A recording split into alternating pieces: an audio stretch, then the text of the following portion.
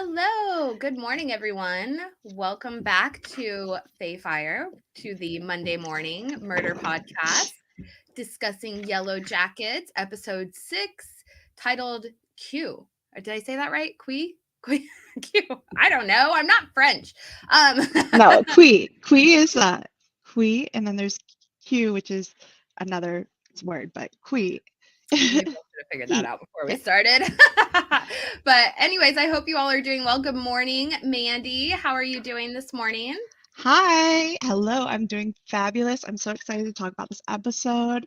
Hello, chat, citizen detectives, and all you Yellow Jacket enthusiasts. I'm ready to get going. Got my Awesome. coffee in hand, and let's get As into our do dark I, side. with Our my dark super side. cool new coffee cup, my Doom Coming Shroom Brew. I'm good to go. And I'm wearing my Misty's Medical Rescue t-shirt, which I think is very accurate for this episode because let's face it, Misty had to use some medical intervention, although maybe on herself as well.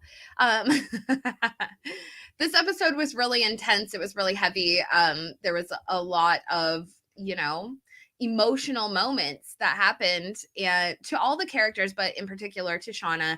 So we're definitely going to take a deep dive. It's probably going to be an emotional conversation. So, prepare yourselves, get your tea, get your tissues. And we're going to, be talking about a lot of the symbolism that went on. There was some major symbolism that, ties back to actually to episode 2 with the Bacchanal scene, which is that was based on a Dionysian ritual. And so this episode also featured another Greek myth that is related to Dionysus. So we're going to talk about that and a bunch of other crazy stuff, including the symbol. Mandy did a lot of studying this week on symbology and what the symbol could be related to, especially since we saw at Lottie's compound, her basically she has a gigantic carving of the it's basically carved into the earth, etched into the earth at her compound, and the whole layout is sort of designed around that. So it should be really interesting to analyze all of those details and just talk about everything in general. So we're probably going to start the first half of the episode talking about Lottie and Misty and Nat and Coach Ben. And then we'll, save the second half of the stream to talk about Shauna and all of the emotions that went along with that. So, and of course, if you guys have any questions or anything like that, drop them in the chat. One other thing I wanted to let you guys know, if you are channel members, we now have some channel stickers, emojis that are specific for you. So you can go ahead and use those. If you haven't seen them, if you are a channel member or a patron, you should have access to those emojis. And I put the codes in the community tab a few days ago. So if you guys want to go check those out, you can test them out and see how they look. Actually, I'm going to test one out right now.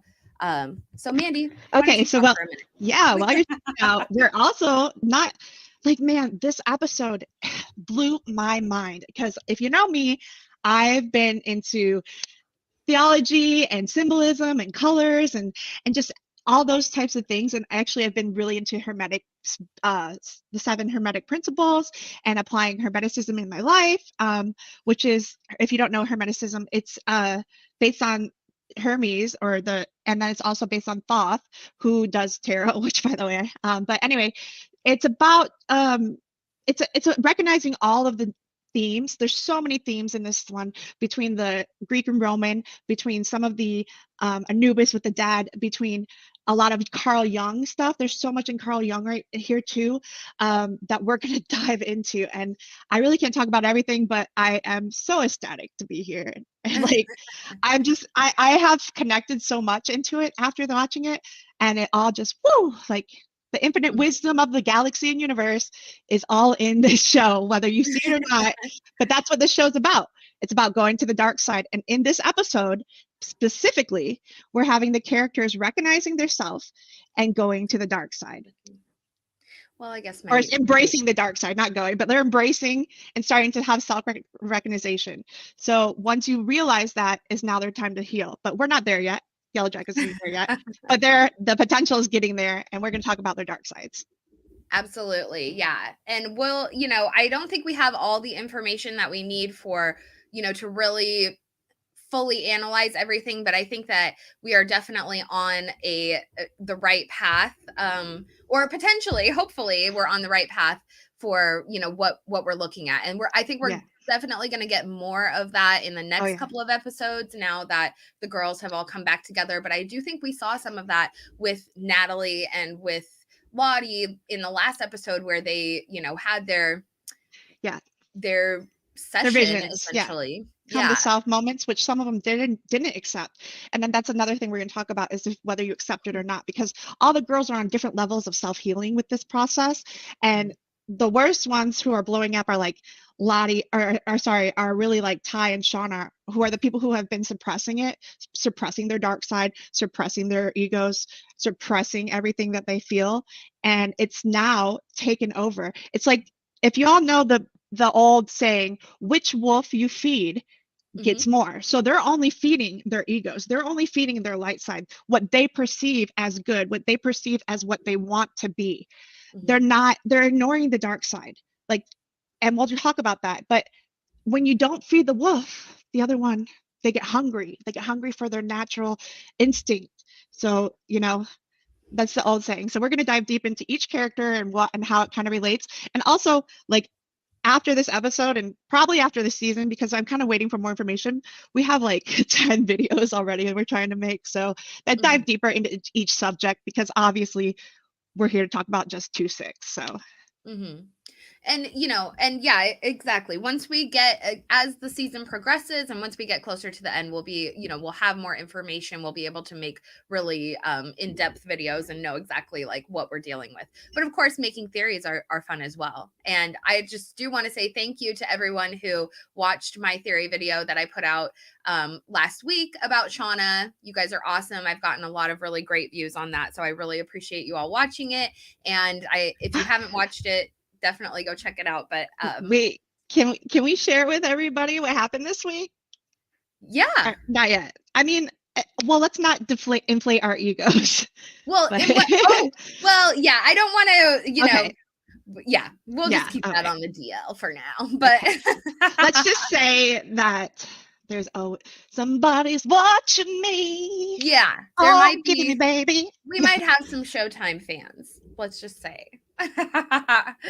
But you guys are all amazing. Showtime watchers and regular watchers and just everyone. I'm a Showtime enthusiast. Yellowjackets and citizen detectives alike. And also shout out, if you haven't noticed, Showtime has been playing Black Snake Mom with Christina Ricci, and she has mad Jackie vibes, in that whole thing. It's also coming to oneself movie. It's a great movie. It's got a lot of messaging that's, I don't know. I don't know if that movie could be made again now. I don't think that they would let that fly. But yeah, it's a great movie. It's got a very interesting message that it's putting out. But yeah, so let's bring up our photos here. I'm wearing my Shauna jacket, but it's also large, and so I have to kind of work around it. So hey, Miss T, hey Andy, I'm loving you guys here. Obviously, Cece. Yeah, let's say hello to the and chat. Moni, Mrs. Duncan McFall, Moni, Andy, Miss T. Good morning. Marissa, KS. I hope she's back in here. I know she came here in the beginning, but we were late. We're so sorry about that, guys. It was my fault. I'll be honest. I'm admitting my shadow. Okay. Mandy is the note queen today, and I was like, oh my God, I have literally 25 pages of notes. 14 I shared with her. The rest are my side notes, but we're not going through all that. They're all for the videos we're gonna make. So yeah, I was like, where's the notes I made? Okay, so let's bring up a photo here. Hi, Karina. I'm rusty right now. Let's do it. You're good. And now I feel discombobulated. Hey, admitting that not everything's perfect is part of this whole accepting the dark night of the soul. So we're not all right, perfect. Key, let's go. So we have, as you guys can see, I'm sure most of you noticed, but the last shot of the episode was, the above shot of Lottie's compound. Lottie is this is Lottie right here walking. The other girls are back over here. I have this photo as regular, but we can just look at it like this. But essentially, Oh, but I the like whole the one you symbol sent me. The is one you laid sent me was out. And I cool. think it was like Lottie's cabins over here. You know, and I think Nat came from over here on her little pathway. The cars are parked back here. So, it's interesting because, you know, we've talked about so many times that Lottie is the sun. She dresses like the sun. She has the heliotrope followers who follow the sun and, you know, all of that. And then in this scene where we see Lottie and the girls all arrive and she's in the sun, you know, she's in this space in the design where she is the sun, she's in the sun, but she's descending, she's walking towards the girls, she's heading towards the, you know, the under perhaps underworld aspect of this is kind of what we've been discussing this week. But she's descending, and whether that's on a chakra level, on a you know, an archetypical level, or you know, on a symbolic level, as far as it, like literally the symbol being there, like a physical symbolical.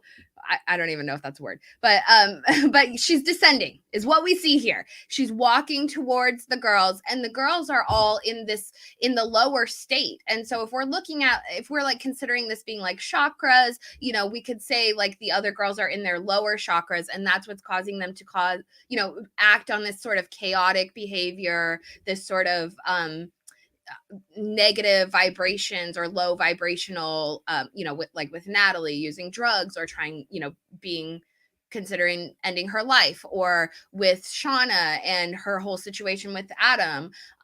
You know, each of them are sort of touching him with their darker nature, whereas Lottie's up here in the sun, sort of embodying this healer, this shining healer aspect, you know, but now she's descending to go back to her sisters. And so it's really interesting.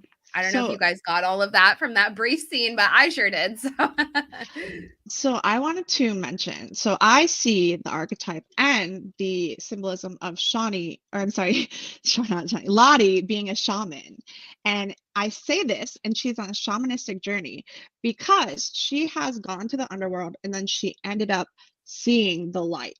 She ended up coming back from when she died, or ended up in the veil. I believe that the whole thing in that area up north is the veil, and they're opening and closing it. You have the tree, you have everything, but she has gone to the underworld, and now she was enlightened with her stuff, but she was suppressed, and she's questioning herself. She's questioning, was it real, was it not? And then she's accepting it's real. She's getting the visions again, which in shamanism, you heal for a moment, but you have to constantly be healing yourself and healing others, and it's a journey. So you start in the middle, you go to the underworld, and then you go to the sky world, which is where shaman, which makes sense because that's where Lottie is as representation of the sun, also with hermeticism, also with dualism, with all these things that you see. And then also you're finding that she gets to a point where she's, you know, not well, so she is descending. And Andy again says she's wearing dark clothes, and he saw an interview with the wardrobe head who said Lottie clothes are representing her return to madness. I would love to see that, if you can send that to us on Twitter at Fey Fire. Yeah, I've seen that one actually. I think you sent that to me, Mandy, the interview with the No, you sent the one to me, but I didn't see that one, the descending. Oh, okay. Yeah. But yeah, her wardrobe in particular has been very specifically chosen. I mean, all of them for sure. But anyways, continue. But part of the shaman role and what she's doing and coming this mystical power, which is also, you know, mystics is part of the significance between the Freud with the id, ego, and superego, and the mystics, which the mysticism is where Carl Jung starts to come in the whole psychoanalysis stuff. And anyway, she comes down and she has this constant battle, and that's what it's about, is that shamans reach a higher level of existentialism, or universal knowledge, because they reach that dualism and they're constantly battling, and you realize that it's out of control. You can't control it. You can't just be sun. You have to be both. You have to be balance the two. And right now she's the leader, and she's the queen, like a lot of people say. She's destined to help and heal the other ones. While you think she's the healer, she might kind of be a little bit magician-y too, like, but the thing is, when you're doing the archetypes of Carl Jung or whatever, let's just say Jung, I think that their dark side and their light side flip from the wheel. There's a whole wheel. And I think that the top of the symbol is the representation of the wheel, whether it's the circle of life, the wheel of never change. There's so many things you can say, all religions, but I think you all know what I'm saying. Um, anyway, though, she is going to go through these battles, and her journey, I think, will lead to being a shaman at the end, because she already has it set up to heal people. The difference between psychos, or like, and also Freud studied schizophrenia, which is confirmed in Lottie this episode, and says that like their minds have more DMT to connect to these outerly world things. So she's going back and forth, and also with that, that's part of the journey she has to heal herself again and be able to, before she can heal others. But she's starting to realize it in another level than the others do. And I think that also that's going to be a lot of her character arc moving forward. Yeah, and it's going to be like really good. I'm not sure if she has accepted her like anima and animus, which is like her other counterparts, but she's starting to realize, and that whole thing is going to like, and also, so let's talk about Lottie too. Shamans are gateways to the realms of the other worlds. And I think also we see a little bit with Nat with this, but we'll talk about that later. Well, I like what you're saying, like, especially with her therapy session, you know, there's a lot to question about what Lottie has been essentially brainwashed into believing by her doctors or her medical team that were working on her. And she seems fully convinced. And it is interesting to consider her, because you would think like once you're sort of in that shamanistic position or healer position that, you know, what is there to ascend to beyond that? However, Lottie is also being haunted by like the antler queen idea. And then when she makes like the blood offering to the tree, it's almost like she, I don't know, there's a lot to consider with like, now the wilderness might be haunting her in a similar way it was haunting Travis.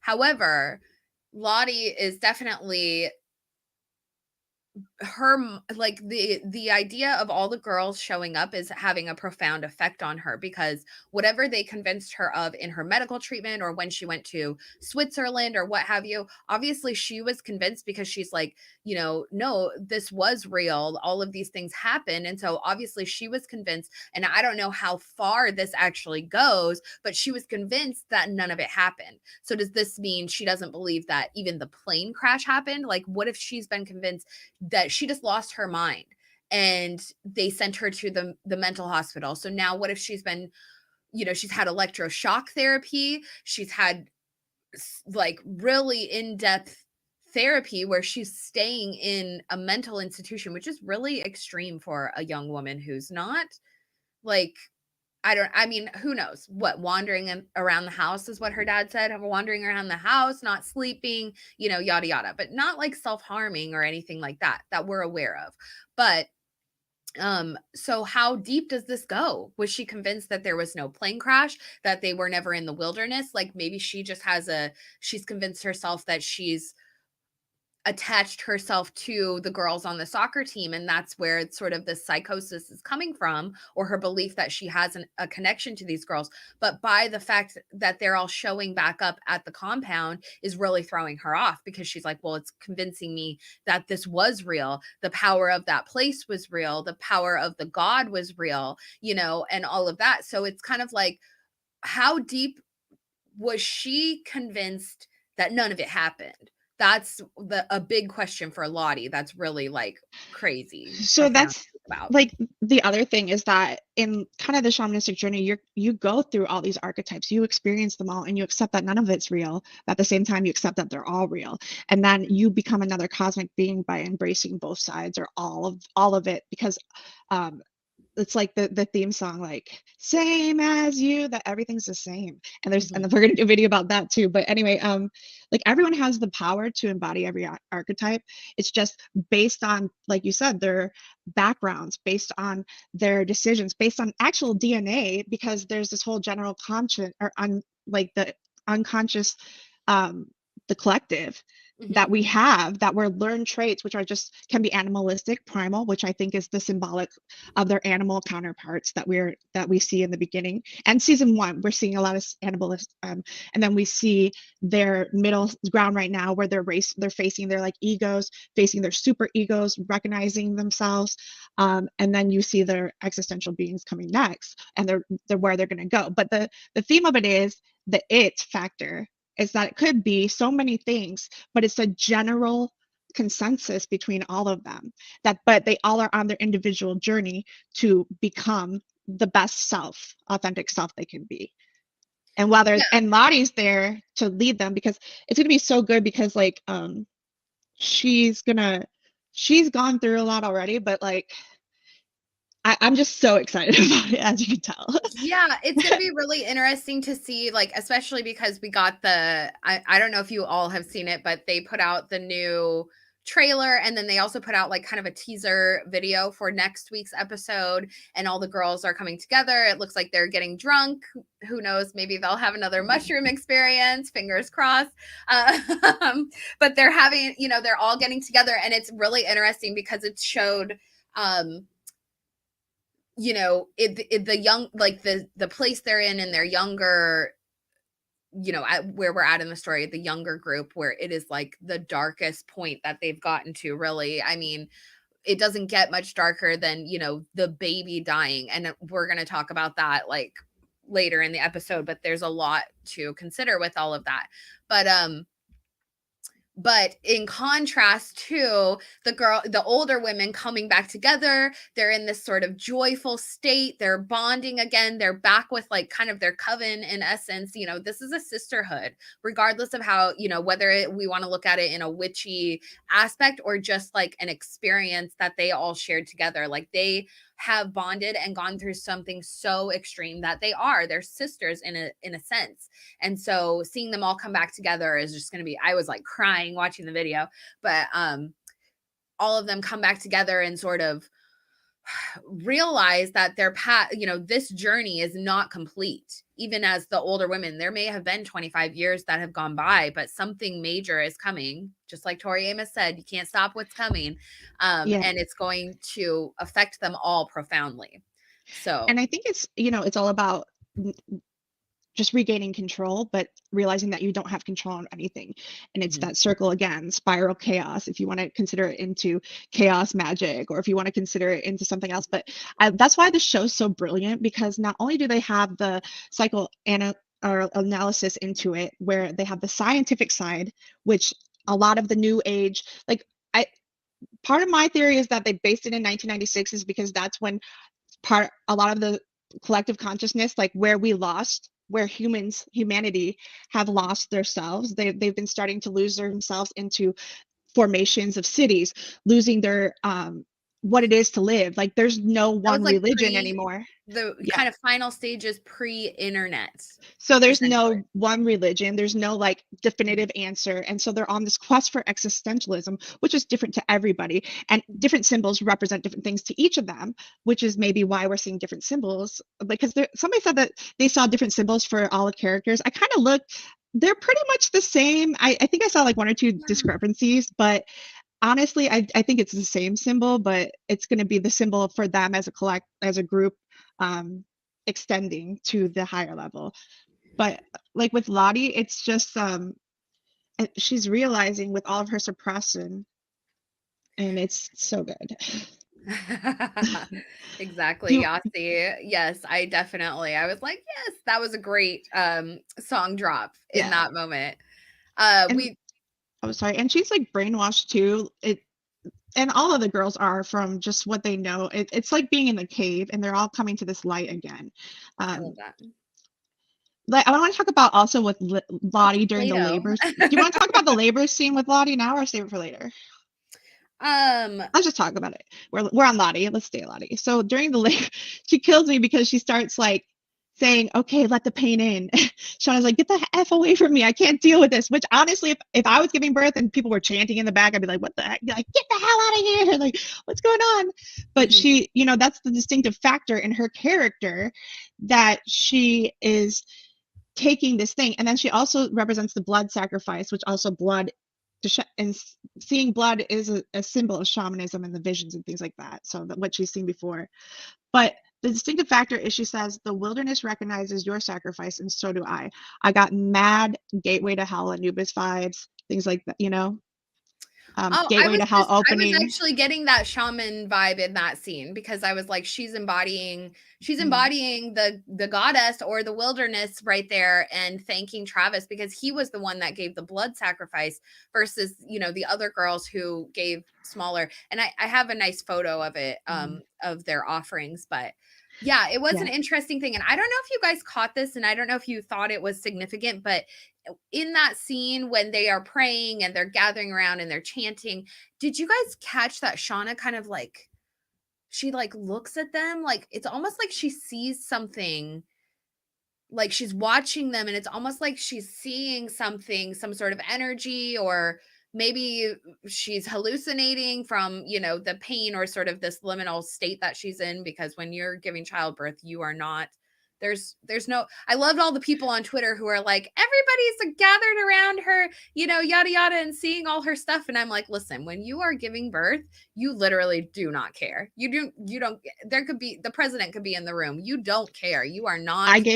I was butt ass naked, and one of the nurses had the audacity, like the entire time. I didn't give up, because you have all these things on you, and I'm like, I'm not wearing a robe too. Get all this crap off me, because Oh my God. Yeah. I'm autistic, and I have a lot of feeling things going on. I can't do it. But she had the nerve to say that, and I was like, I don't give up. I don't care. Get out of here, just like that. Maybe that's TMI, but whatever. I'm accepting my things. Well, what else I mean, who cares if they see your naked body? They're seeing everything else. So it's like, let me just do what I need to do right now. It's only human. Yeah. But yeah, so when she's what just turned on here? Okay.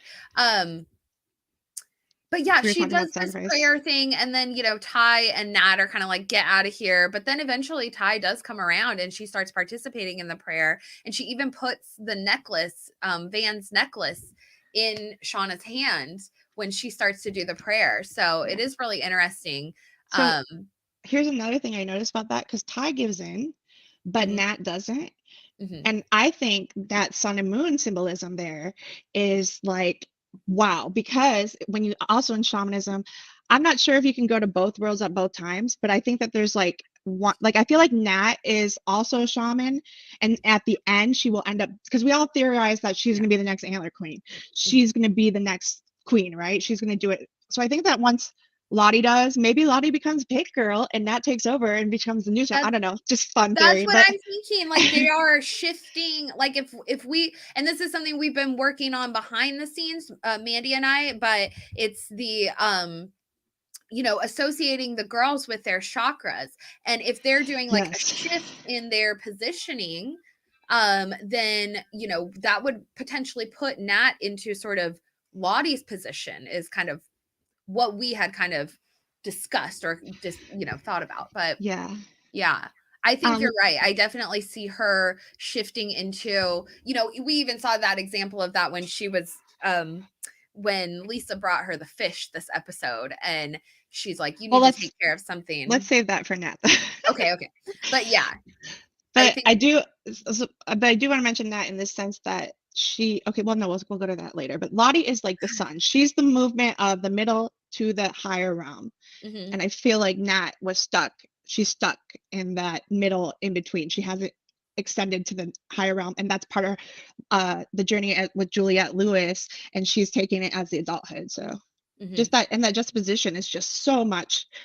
And then the fact that they're like coming together, and even Lottie says to her last thing, it's going to take us both, because it does take that. It's dualism at its 101. It's dualism 101, fans, citizen detectives. Seriously. Haunting 101. It's haunting 101. Yeah, there's a lot to it. I mean, and that's one of the things we want to do a bigger video on. Oh yeah, sure. So much. Okay, so real quick, let's talk about... also Lottie goes to Misty too. So Lottie is significantly there in those parts where they need guidance, and like with Misty too, when she says the things that like, hey, we need you now, be here in the now, which is very existential thinking, like, don't worry about all these things are bad for you, be with the now. So Yeah, it's she even Oh, then has that ability to like coach through anxiety. I just want to really quick also bring up her therapy session, which is pretty crazy to me because like she the therapist has to embrace her darks, and like that's not usually something from a therapist. And the thing about it is she's definitely defining the distinctive characterization between, is it science that heals you, or is it an hourly realm, or is it the self, is it the body, which is what animism is all about in its sense too. So Well, and I mean, I know like her therapist is not necessarily giving the most and I get this, okay, so she hasn't seen the therapist in over a year, right? So when she's getting all these visions back, it's some new therapist. Does the therapist even exist? It's not the regular guy she sees on the yearly basis. Is this her? I think that, okay, so since we're doing Carl Jung and before getting all the characters, I think each of the characters in season 2, season 1, we're seeing their animalistic primal side, their egos. Season 2, we're seeing their like moral reflections, their super egos and what they want to be. So I think the therapist is Lottie's super ego. And I think that each of them, like Walter, Misty, we'll talk about, like, we'll make the conceptions, but I think that I that's like her inner self. Yeah. I think that's interesting because you pointed out also in the last time that we saw her where she's like it has to stop, and you said that's like her father. And so we could see like her associating because Lottie is so feminine, so mature, like a mother healer sort of Mhm. energy, that the super ego would be her, Therapist. male sort of energy, her male aspect. Well, but also though it is a woman, the therapist, but she does need to accept her animus side of her, or the male side of her, which is in Yeah. the darkness, which we'll talk about that later too. But Well, and I think she has so much like father and never. wounding Mhm. from like her father wounding is deep because this is where this like we were talking about with with her having to sort of reject a lot of this, and how deep does that go, of like what, her rejecting her experiences, but that is based on her father, that's Yeah. based on her father forcing her to go to these doctors and these, having electroshock therapy and go as far as And you need to go medicine, to fix her. Yeah. And so science, and that's all scientific stuff. It's nothing thought, and so she denies that, and then that's, yeah. Sorry, I So I didn't think mean to she interrupt. has really deep father wounding, which probably like prevents her. And this is like we're going like deep Mhm. analytical. Yeah, we are. We're Lottie's gonna go like, it. yeah, That's what but we're here for. That's what we do. This is what our show is about, citizen detectives. but Okay. she probably rejects that male aspect or any male energy. She Mhm. really like leans into the feminine. So it is really interesting. And also Lottie is kind of denying the fact, I think on her shamanistic journey or whatever, she is more worried about how she appears, how she takes the archetype of the healer. She's more worried about her than her patients. And part of the shamanistic existentialism is, one, healing yourself without the scientific laws, and two, caring for other people. Because when you start to heal yourself for an ego inflation, heal yourself to be recognized as the healer, oh, I have all this group, I have all this compound, I have all these people who recognize me, and I have an image to portray, Hmm. right? Hmm. She, in the shamanistic world, you then become the black magician ego. Like it turns into, which you get a lot of that. I mean, a lot of people say that like Aleister Crowley was kind of like one of those, but Hmm. that's debatable, that's all. We're not gonna get into that, We should but get my like friend I'm just giving Raven an on here. example. Yeah, giving an Yeah. example. Yeah. But and when you say the whole thing also with the parents, we'll talk more about it with Shauna and Callie, which they're showing extreme representation of how we are inheriting general traits, how we are imprinted on as humans, how we're imprinted Generational on. sort of wounding or Mhm, traumas. generational That curses, whether you're religious. Callie doesn't even know how deep it goes. Like she has no clue Yeah, what her mother's wounding is that's affecting her. Like it's yeah. actually Well, pretty we'll talk about that rough. at the end But of. yeah, But yeah. with Lottie though, it's the same thing. It's just they say that it's in our DNA, that we are, it's like predispositioned because we learned animalistic traits like imprinting, or animals like defense, the things that we learn like sexual mating, things like that. Mhm. But there's a difference between that and in enjoying it versus just like doing it, and what you're consciously, like your feelings and emotions. So Mhm. but those are all things, and in society and mass society, and we've lost that since we've come to mass society. We've lost individual selves, we've lost our things, and this whole episode is about them realizing their selves, Mhm. and each one of them, because of this, has their own like they're gonna have their own substances, but the good thing is that we can relate to every one of them, and that's kind of the point of the whole show. I mean, literally, this show is blowing my mind with symbolism, with the animism, with the whole connections and all of the archetypes. There's so many in each one because nobody's one archetype, and it's Mhm. just beautiful, beautiful. Yeah. Oh, interesting, Dulcinea. I agree. They, and that's what's beautiful about it too, because I do think that at the core, this is a healing journey. Hmm. And there's obviously, it's obviously also about like a cannibalistic soccer team, but there is like this major healing journey that each of them are going on. And if can find a character that you relate to or has gone through similar traumas as you, because they've each gone through their own traumas outside of the major trauma they go through together, but like the things that stem from that is really what this show is about. And so yeah, it can be healing to find one of these characters that you relate to and Hmm. you can follow and sort of heal along with them, or find different avenues of doing so. Well, It's I've definitely related to almost all of them, but I Mhm. also am on, like, honestly, you guys, I want to study really deep into shamanism. I have ancestors who I'm just kind of having this awakening myself. So like I'm seeing so many things that are just like, I mean, my mind is woo. But Mhm. also, okay, so hi Dulcinea, good to see you, girl. Uh, this is the second time that Lottie and the replacement therapist are wearing the same color. So that's also a really great note. Great job, citizen detective. Mhm. They the first time she was, we remember, gray, white. She wore like a business suit, super not Lottie. Now she's dark, and now she's like they're wearing the same. So maybe Lottie that is her, like, whether they're real or That's the not. root Crystal, chakra color Walter, too. there's all these like about this friend, which I believe is a super ego. You have to defeat that as well. You have to defeat your ego, your Mhm. unconscious id, and your super ego. Mhm. Um, so it's just beautiful how they're portrayed, and I think it's gonna be like that is her. So that's why we see them in the similarities. All right, so you want to moving on. No, I'm just checking the chat, but yeah, there's a lot. I like what you're saying. I think that that's a really interesting point for her being a super ego for Lottie, because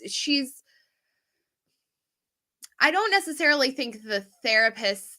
Okay, so like I was saying, she's not necessarily the most by the book per se. However, I think she is like prompting Lottie to sort of take a deeper look at some of these things that are awakening for her.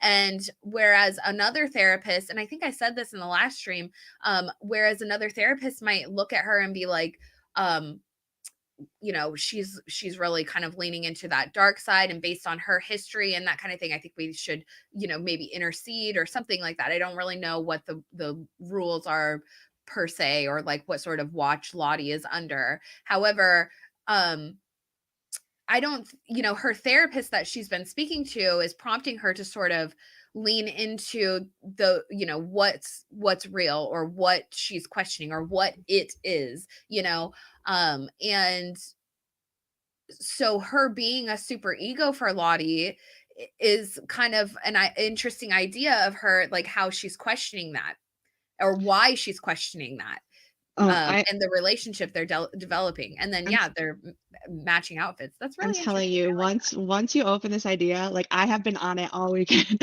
I can't get enough.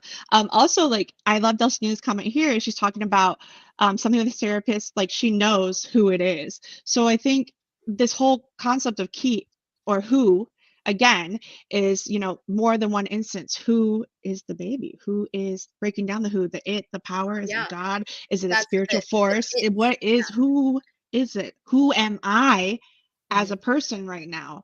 mhm, That's the big question for them, and they're going through their dark nights of the soul mhm, and mhm. shadowing. So, but It's interesting. let's go into, wait, speaking of Pick Girl and I Body like Hung Up in a this. Tree. Okay, so actually the body hung up in a tree. So bodies in the top of the tree are symbolic of going to heaven. Believe it or not, even though he's dead, that kind of, I think that was like Coach going to heaven. But Pit Girl falling in spikes. The girl hung up in a tree. I don't That's know. really I didn't see interesting. that. The girl hung up in a tree. I thought it was just the dad or the coach. No, when What? they back in the first episode, when so Pit Girl, after they Oh, have the Pit Girl, bleeding. yeah, and then I thought that was the whoever same comes, girl. probably presumably Shauna, the butcher, comes and cuts her throat. But that's really interesting.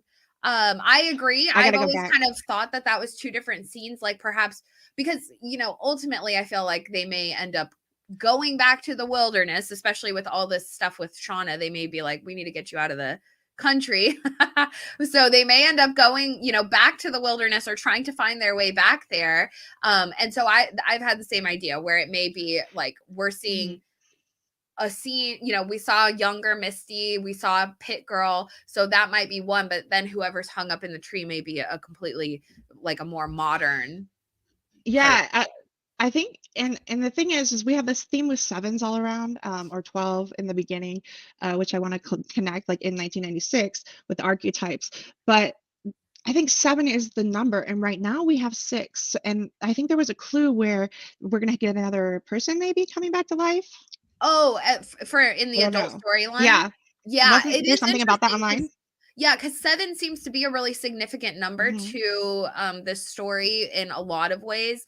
We were talking about this before with, like, the 25-year thing, if we're looking at, like, numerology, 2 and 5 is 7, but there's a lot of other 7, like, symbolism, and then, of course, 7 is, like, a mystical number, and a magical number, so behind the scenes, Mandy and I have done a ton of 7 work, 7 chakras, all That's kinds like of 30 stuff. pages right 7 now. archetypes, 7 Jungian archetypes, well, sometimes 8, but for the feminine. So, anyways, yeah, that's a big project we're working on as well. But Well, actually, I'm changing the archetypes because the archetypes can't be defined. There's no significant number, and they're different across all boards. So the definition of archetypes for every religion, for every people, for whatever you're looking at is completely different. So we can relate each of the girls to many archetypes. So I think that we're going to do an archetype video on each of the girl.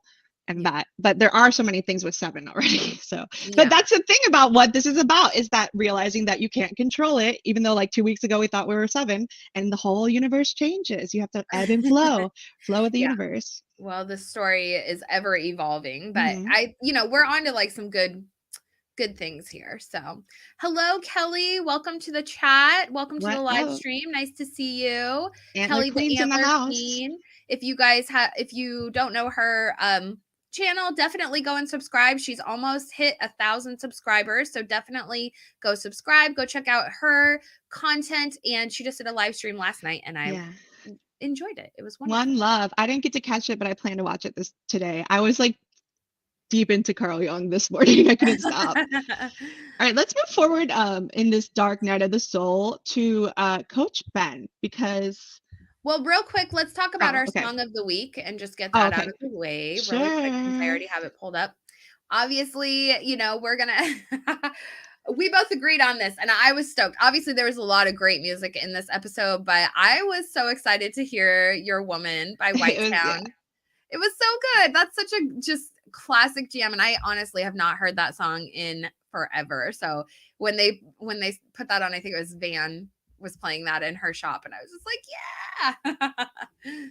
So, but of course, definitely shout out to Blur song 2. Come on, that Hmm. was epic. And that was a And great needle drop also in that I was scene. trying to figure out what the song they were humming was. I don't. I maybe it's the theme song that. Oh, in the okay, Yeah. in So that dream sequence it song. was that, or the other thing was I thought they were referring to like the song by It's You and Me Kid against the World, which is like an old song. Yeah. But Well, if and then in anybody this knows what that was, or I haven't looked at the soundtrack playlist, which I think we haven't.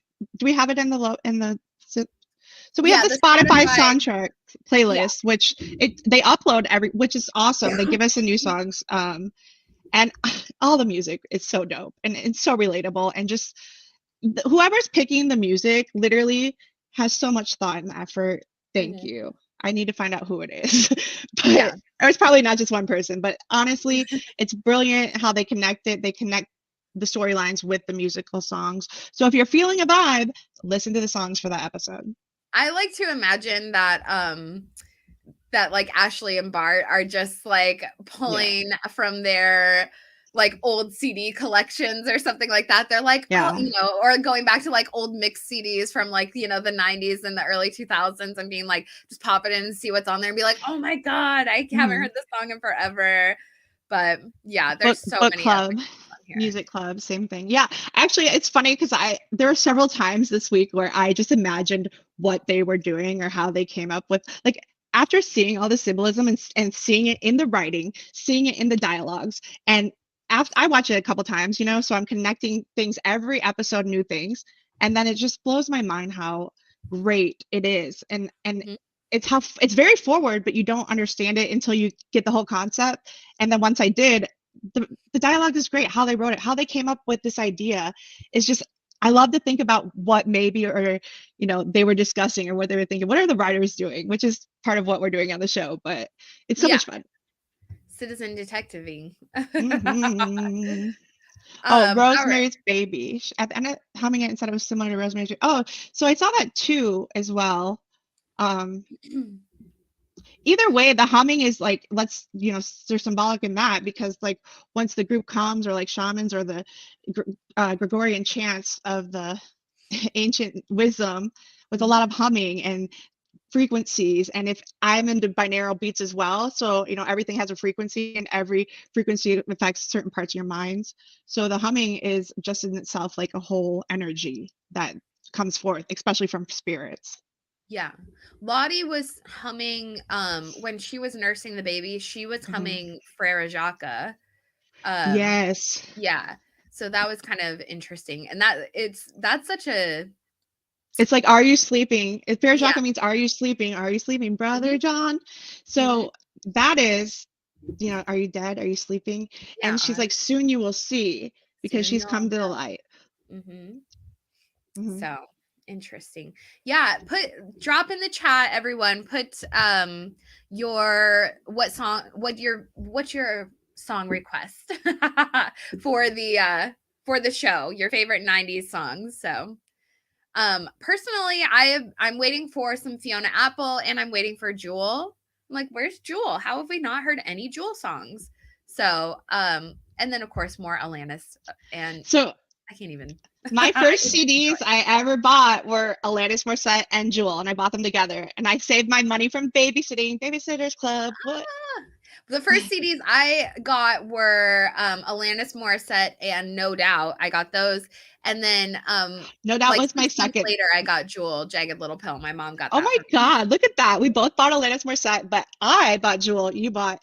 Or Pieces of You, not Jagged Little Pill. Sorry. You bought, what did you say the second one was? Jewel. Oh, No Doubt, No Doubt. Oh, No Doubt. Yeah. So it's Sun and Moon. Hey, we bought the same one, middle, Sun and Moon, and then the second one I bought was that, No Doubt. Spider Vibes, are you kidding me? That was my favorite. And I put the song request on Twitter, but I think that No Doubt, Tragic Kingdom, the song Tragic Kingdom, I know the album was called Tragic Kingdom, but the song Tragic Kingdom, I feel like it would be very fitting for the girls. So also Green Day, Basket Case. Hello, that would be perfect for this episode, because they're all except. Well, actually, we'll probably get that while they're accepting the madness, while they're accepting the chaos. We'll probably get something like Basket Case. So I don't know about this Anunnaki crown. I don't remember this, but I like it. He's French, so I don't know. Maybe he was named Jacques. I don't think we've seen any like evidence of that, unless I'm mistaken. Okay, I also believe the cabin guy. So in the dream where we see him, it's pretty much Jackie's dream, right? Where we see him in the closet, which I think that the cabin guy in the closet is representative of her animus when she goes in her death dream to dead. And it's kind of a fun thing to think of, or that maybe the actual cabin guy who lived there. So I'm not sure if cabin daddy and the old man was the same. I think the old man was a hermeticist.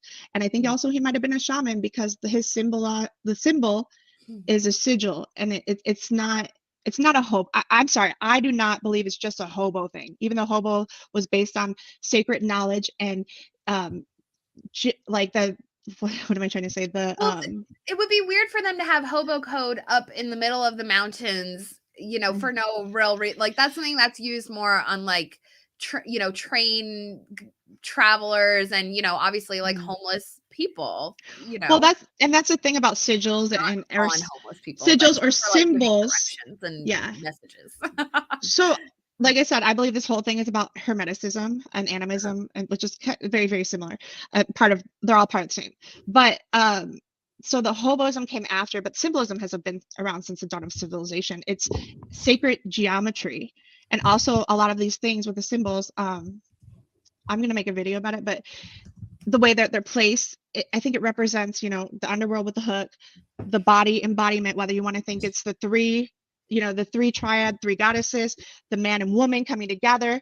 There's so many things that you can put as a triangle, right? Mm-hmm. The self, the body, mind, spirit, anything. There's so many things you can do. Well, and So it's just symbolism is up for yes, it's up for you to decide. So and then you have the both sides, which one is going to the light, one is going to the underworld, one is feminine, one is masculine. So it's all the same. And then the circle is the enlightened self, and the wheel, that you accept that you're in the wheel of life, the wheel of chaos, the wheel of the universe. So but there's so much more to that. We're gonna come up with another day. All right, so let's talk about Coach Ben. Let's jump into it. So proving his worth, his usefulness once again. Whatever. Okay, so he pushes accept your male play side on the video. But I feel like we had the scene of him disassociating again, and he goes back. He's thinking about Paul, and he's thinking about his friends. And interestingly, their apartment that he's like envisioning is sort of morphed together with the cabin. You can see out the window, it's snowing, but it looks sort of like the cabin wall, and then the fireplace and all of that. And then Mandy caught some of the things they were talking about.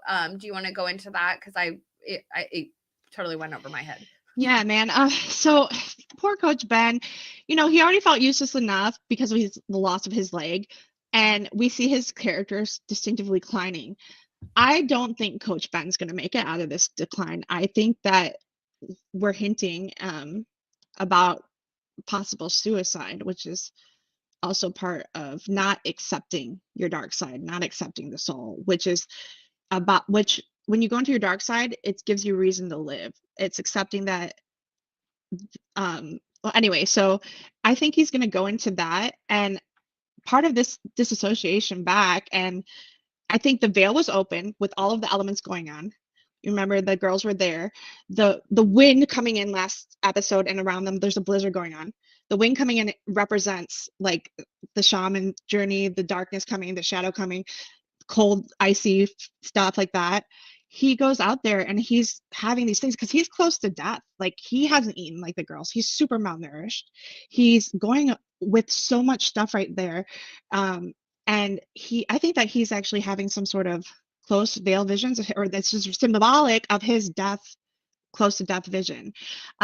So they go back and they mention The Shining. They're playing games. He, to me, is like an archetype of maybe the lover or the everyday man. I don't know. I think Travis is more the everyday man, but he's more of like a lover. And we're getting all of his memories back to his lover, which is symbolic of that. And I think that's something to notice. But he goes back to The Shining, the Silence of the Lamb, or which is, about the ghosts, the spirits. It's where they both linger in the shadows and within us. And, it's Stephen King book club, and then Kubrick, if you're movie club. Silence of the Lambs, which is about cannibalism and killer and psychology. And also a detective case, which we're seeing a lot of detective here in this with Callie and Shauna. And they also go into Hear No Evil, which is a book club by Sarah Smith. And they also have movies on that one too. There's a couple of different interpretations of that movie. To be honest with you, I haven't seen it. I just kind of read a synopsis, but it's the synopsis says a deaf woman who's witnessed throwing a child into the river from an old bridge, and then she is prejudiced against, which you have your prejudices that you have to drop when you're crossing the river to come, or the dark to sing, and we get all this symbolism between the baby, the soul, the river, um, passing into the realm of the underworld, the Styx River. It's just so, like, it's a little citizen detective clue Interesting. that you just don't really. I had to notice on the thing, and the film also clarifies, like, you have to rely on your strengths and don't let your weaknesses defeat you, and it's about doing your own strength that's within you. So Mhm. then it goes into One Life to Live, which I loved that. I was like, yes, but no, because if you're a hermetic, or if you do believe in things, then you realize that we're all energy and it all comes back around in the great circle. But No. so, that's debatable. We can do it. But yes, I'm definitely diving in deep. But do you Well, think, and let me One talk, Life to oh, Live is like kind of an interesting, mhm, that just the title of that is fitting, yeah. you know? So, and it's also 90s. Like, I mean, I Yeah. don't know about you all, but I used to watch so, with my grandma all the time and stuff like that. So, um, That's really interesting. mhm, I should have paid more attention because I love that because we do get into that and we're going to talk about that a little bit more later, or hopefully not too much yeah. later because we're already almost an hour in. But the whole thing with the baby and going back to like the Dionysian sort of symbolism. Yeah, it's Mhm. going to get.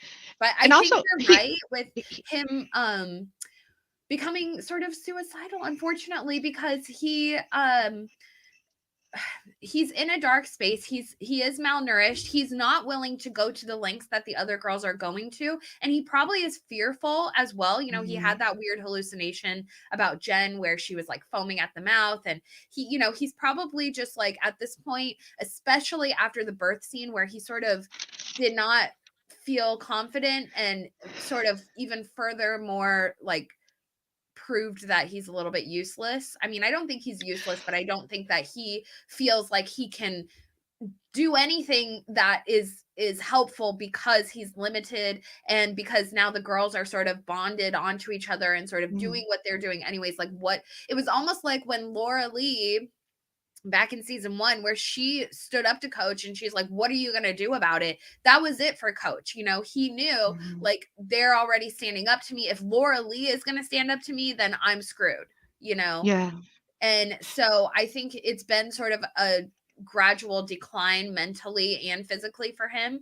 And, in the photos for next, spoiler alert, but there have been some photos circulating from next week's episode, and it looks like he shaves his beard. Actually, I think they show it in the trailer now too, so it shouldn't be too spoilery. But he's shaving his beard, and I feel like that also is very symbolic. It's ritualistic, with and when you're ending your life or you're people handling their dead loved ones and that kind of thing, they clean them, they shave their hair off and make sure that they're clean and ready, their body is prepared. And so I'm wondering if by him shaving in the next episode, if that is another step towards that for him. And I think he might be in a place where he wants to do it himself. He wants to at least have that much power over any of this because he has become so powerless since the crash. He lost his leg. He's lost all authority over these kids, which, I mean, honestly, what can you do in this sort of environment? But also, he's just, increasingly becoming more and more powerless. He's missing his lover, he's missing real life and he's kind of given up. And I don't blame him because it's a very hopeless situation. So I think this is the least he can do to reclaim some sense of power over his own life and death. Um, yeah, I don't know. You guys, what do you think? Oh, I think you're muted. There was a quote too about Young that I read over the weekend. I can't remember. I thought I wrote it down somewhere, but I have like literally like 10 pages even written. Um, but it's just how the true person, some people will remain in the darkness or not find their true selves, but that people killing themselves are ultimately like giving in on becoming a better person, and just that's a distinctive factor where I think that we're gonna see, and it would be cool to see them finally give us something deep or deeper like that. Mm-hmm. Mm-hmm. Yeah. Oh, They have a. sorry. I like your comment. You talked about there was a male trinity with the boys. I kind of felt. Yeah. So I had noticed that, because obviously, again, we're always looking at symbolism, but with the, divine feminine and like a triple goddess and that kind of thing, there's almost that energy with the guys. And with Travis, Javi, and Coach, where there's like even like a Father, Son, Holy Spirit kind of energy going on, especially if Coach is considering like ending his life. But there is something significant. Sorry, I'm trying to not have my son come in because. Coincidentally, my son also was just trying to come down too. Hang on just a second. Hey, I need to same holler vibes. at his dad. Hang on. So yeah, I think there is something there to say about the Holy Trinity. Also, let's take notes about Coach. Javi only feels comfortable to tell Coach about his friend. So maybe Javi might become Coach's super ego. I'm not sure about that, but I think that there's something there. Or I don't actually, maybe Coach is void of his super ego because that's why he kills himself, because he doesn't want to take the journey or reflect. He wants to just escape.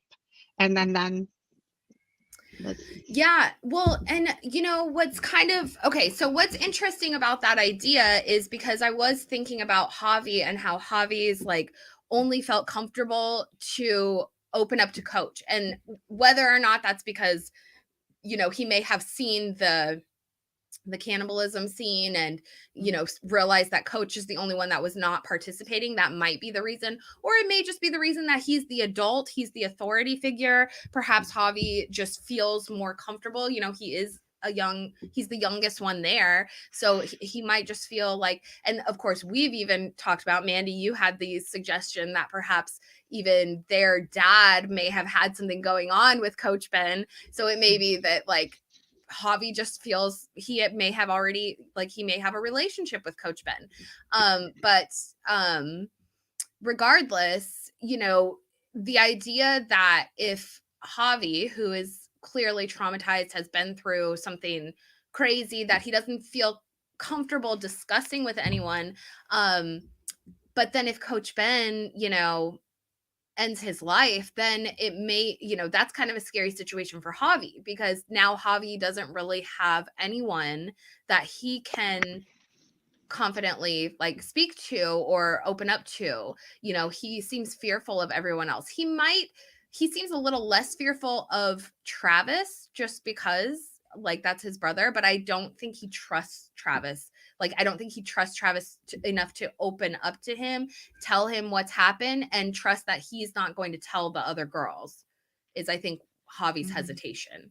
So he's obviously keeping, whatever, like his hiding place or what have you. Because I think if he was hiding somewhere and he has a friend there or someone else who's surviving out there, obviously they're going to have a food source. They're going to have shelter, whether it's this, potential underground bunker or what have you. But there is this idea that like, when you're in that survival situation, he knows how vicious those girls can get. And so he might fear, like, if he tells them that they're going to go and attack this other person and take all their resources or, do something like that, which is probably exactly why his friend told him not to tell the other girls, where he's been.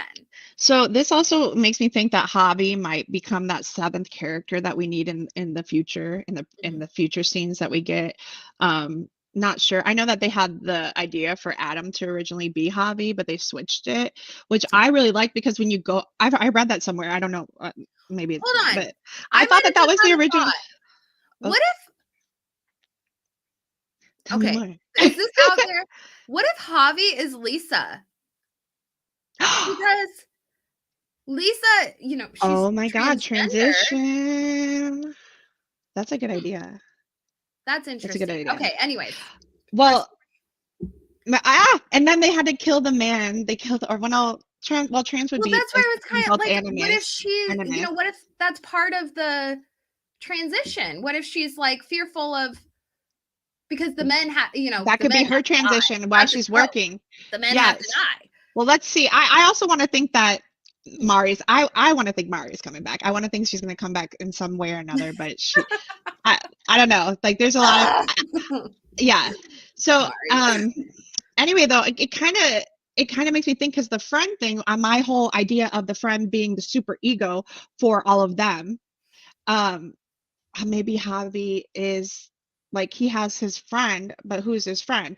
Or maybe, you know what I mean? Like the Mhm. super ego thing, friend. There's something connection there that That's that's gonna an pie. idea. That's Mhm. something.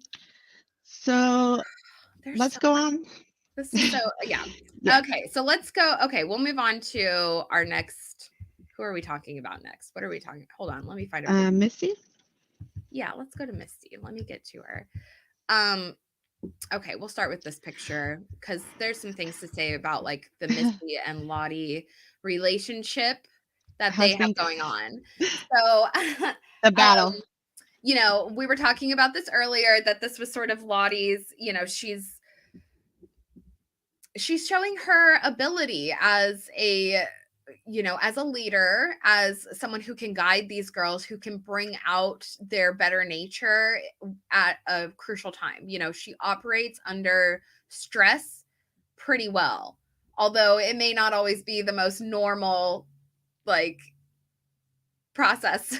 She may not be processing it the most normally or helpfully, but she does help Misty here. Interestingly, she does say, our baby, which I think is very weird wording. But Misty, on the other hand, which is who we're talking about. So Misty, we saw Misty. She was the one that was paying attention to, in health class when they're watching the video. She's like, this is important. And I actually have a thing. We're going to talk about that later, because in health class, the video they were watching was explaining exactly what happens to Shauna's baby. And so, yeah, Misty sort of has a panic moment, a panic attack, because she, you have to imagine, like, Misty has a lot of pressure on her for this, for delivering Shauna's baby. Yeah, they're trusting that she knows what to do, but like, really, she's not trained for this. And so there's a lot of responsibility on her shoulders. And then it sounds like she and Crystal, had a plan together to work together for this, but Crystal literally just died, literally, just like in the sequence of events, she literally just died. Shauna went into labor, and now they're at the cabin, and Misty's having to deal with that. So she's having a panic attack, having a breakdown. She doesn't know what to do. It's a really stressful moment, and she hasn't even had time to process the,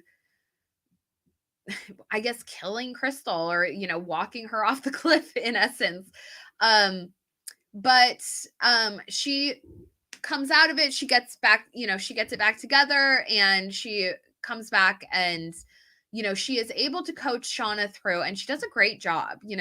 Obviously, like, Akila is the one that handled the really terrible part of that, with the placenta coming out, but after that is obviously crucial. Timing is crucial, and to be clear, when that placenta came out, like, the baby was dead, like the baby was dying, but probably already dead inside of her. So the only thing they could do in that moment was to make sure that Shauna lived through that.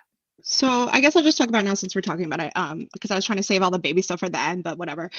So the placenta thing, this is a huge representation. I think the realm to the underworld is, first off, a lot of times portrayed in so many cultures as the upside down, the other, the void, the dark. So, but the one thing specifically that I want to point out here is that it's pointed as the inside out. And this baby specifically was inside out. The whole realm to the veil and underworld was open. The blizzard's in, everything's coming. Shauna's near death. They're having these visions. The realm was open. The tree is there. The tree of life, which is connecting, which is why Lottie. So the tree, Lottie sacrifices and gives everything to the tree of life, which is also called the Axis Mundi, or the Axis, which in the symbol, the access, it's so protections are always straight or like this. Protections. to open is an angle, right? So Lottie also comes to Misty and says, come. So she's guiding Misty too in this situation. But the realm is open. And so the placenta being inside out is a huge thing because this baby could have died a lot of different ways. But Yeah. this way was very symbolic of the realm. Well, yeah, absolutely, because it's like a life. You're giving birth, you're giving life, but this baby dies inside of you. So it's like life and death and rebirth in that moment inside of her body. When Shauna goes unconscious, she's really accessing like the other worldly realm. And we realize that immediately because it's Jackie's voice who is heard over. I think the captions say it's Misty's voice, but it is Jackie's voice when we hear her saying Shauna, and kind of like waking her up to the other realm. Okay. And Also, though, not just the other realm. So Freud and like Hermeticism stuff, like Freud talks about specifically like the neophytes, and they need to be birthed in the underworld with the world mother, the Mother Earth. Like they need to be reborn there. So, and I think Shauna symbolifies so many like, mother, feministic qualities, having the babies, having the kids. So this is like a big thing.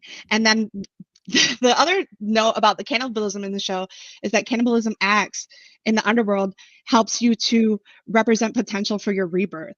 So this whole thing is, and I do think they're going to eat that placenta. I don't know, or I think that I don't I don't think they know. will at this point. I just think there's too much trauma, Well, and there might be. also too much time That's has what it's gone. about, though, So, Well, I and think they we did. were like, They showed them. They said they weren't going to eat the baby, and they didn't actually eat the baby, but they did show the allegory and the stuff of it. So it's yeah, like, I don't know. Like it could be like another dream of Shauna's. We'll see. yeah. So, It'd be dumb not to though, yeah, if you're in this starving. scene, the video that they're playing is talking exactly about what happens to Shauna's baby. So it says, during gestation, the fetus receives oxygen and vital nutrients via the blood vessels in the umbilical cord, which is attached to the placenta. So if you rupture the amniotic sac and the onset of powerful uterine contractions. So, your baby is inside of a sac, an amniotic sac, and it is attached to the placenta, and that's providing it its oxygen, its vital nutrients, its food, and all of that. Its life-giving nutrients are within that sac. And so, and my thought also is, so you can rupture this, you can, if you injure yourself, if you have a traumatic injury, if you fall too hard, if you pull too much, do too much strenuous activity. That's why pregnant women are not supposed to do that, because you can detach your placenta from your uterine wall. And that's a very dangerous situation. And that's the situation Shauna got into. So she did some traumatic activity. In my opinion, I believe it was when she went out to the lake, when they all rushed out to the lake to get the moose out of there. And Shauna was one of the people. And I talked about this. It pissed me off because I was like, Shauna should not be out there. And Mari and Akila and Coach, I mean, obviously Coach doesn't have much functionality, but Mari and Akila stayed back at the cabin and let Shauna go out there. And they're under no circumstances should Shauna have been out there pulling on that moose. The thing was never going to come out of the ice. And if it did, it was going to take so much strenuous effort. It was so dangerous for her to be out there. The ice could have broken. Anything could have happened. Shauna should not have been out there. And I really believe, truly, really believe that is when this traumatic injury happened, and she damaged the placenta. And then shortly after that, usually that comes with a lot of pain and that kind of thing. However, she's living in such a wild environment. She's so disconnected from her body and everything that's going along with it. She hasn't received any prenatal care or anything like that. And at her age, you're just not that in tune with your body. So I could see her injuring herself, going back to the cabin, and then, the next day or what have you, when she went out into the snowstorm, then she starts having those contractions. Then she starts having the bleeding and the effects of that. So, but this scene does explain exactly what happened to her. So, yeah. Oh, I think you're muted, babe. Like, I kind of debate you on that. Like, I think that there's symbolism there. I think that probably started some downward spiral for her, a chaotic spiral. But Mhm. I feel like when the wings came in and she was out walking and she was stressed about the Lottie thing is more what caused it. But when she says, "Oh, there's something happening," and then I think that that might have been the situation, because it's a if that happens, it happens. Like, it's not. I don't think it's a little thing that like it's a big pain, and even a Well, it suggestive, can't, you it's a can huge have it pain. happen and the baby can still survive. But usually what happens is they'll put you on bed rest. Do not get out of this bed. And actually, that was like, if you Mhm. guys watched Servant, remember that Dorothy, she got put on bed rest when Right. she was super pregnant with Jericho and she could not get out of bed even when the house caught on fire. Um, Also, though, let's go back to your moose because you had mentioned a great idea about the moose being a counteracting or not being a counteractive to the baby embodying the underworld spirits or being possessed or something Yeah. like that. Um, Okay. if the moose, oh, you want to explain it? It's your Yeah. theory. Well, I mean, so if you guys had watched my video about the moose that I did a couple weeks ago, essentially what I had suggested or theorized was that the moose, because the moose is a sacred white animal and it's also sacred specifically to some Native American tribes in the area, or actually First Nations tribes in Canada.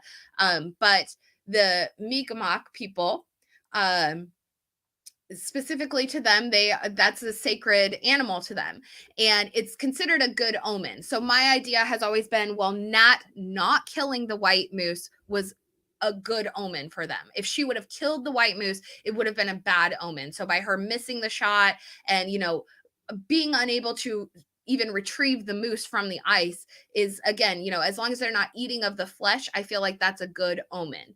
And I had also suggested that, like, the French aspect, because there was a lot of French um, pioneers and settlers and, European descendants that were traveling to the Americas, and they Tell me would pass about it, through.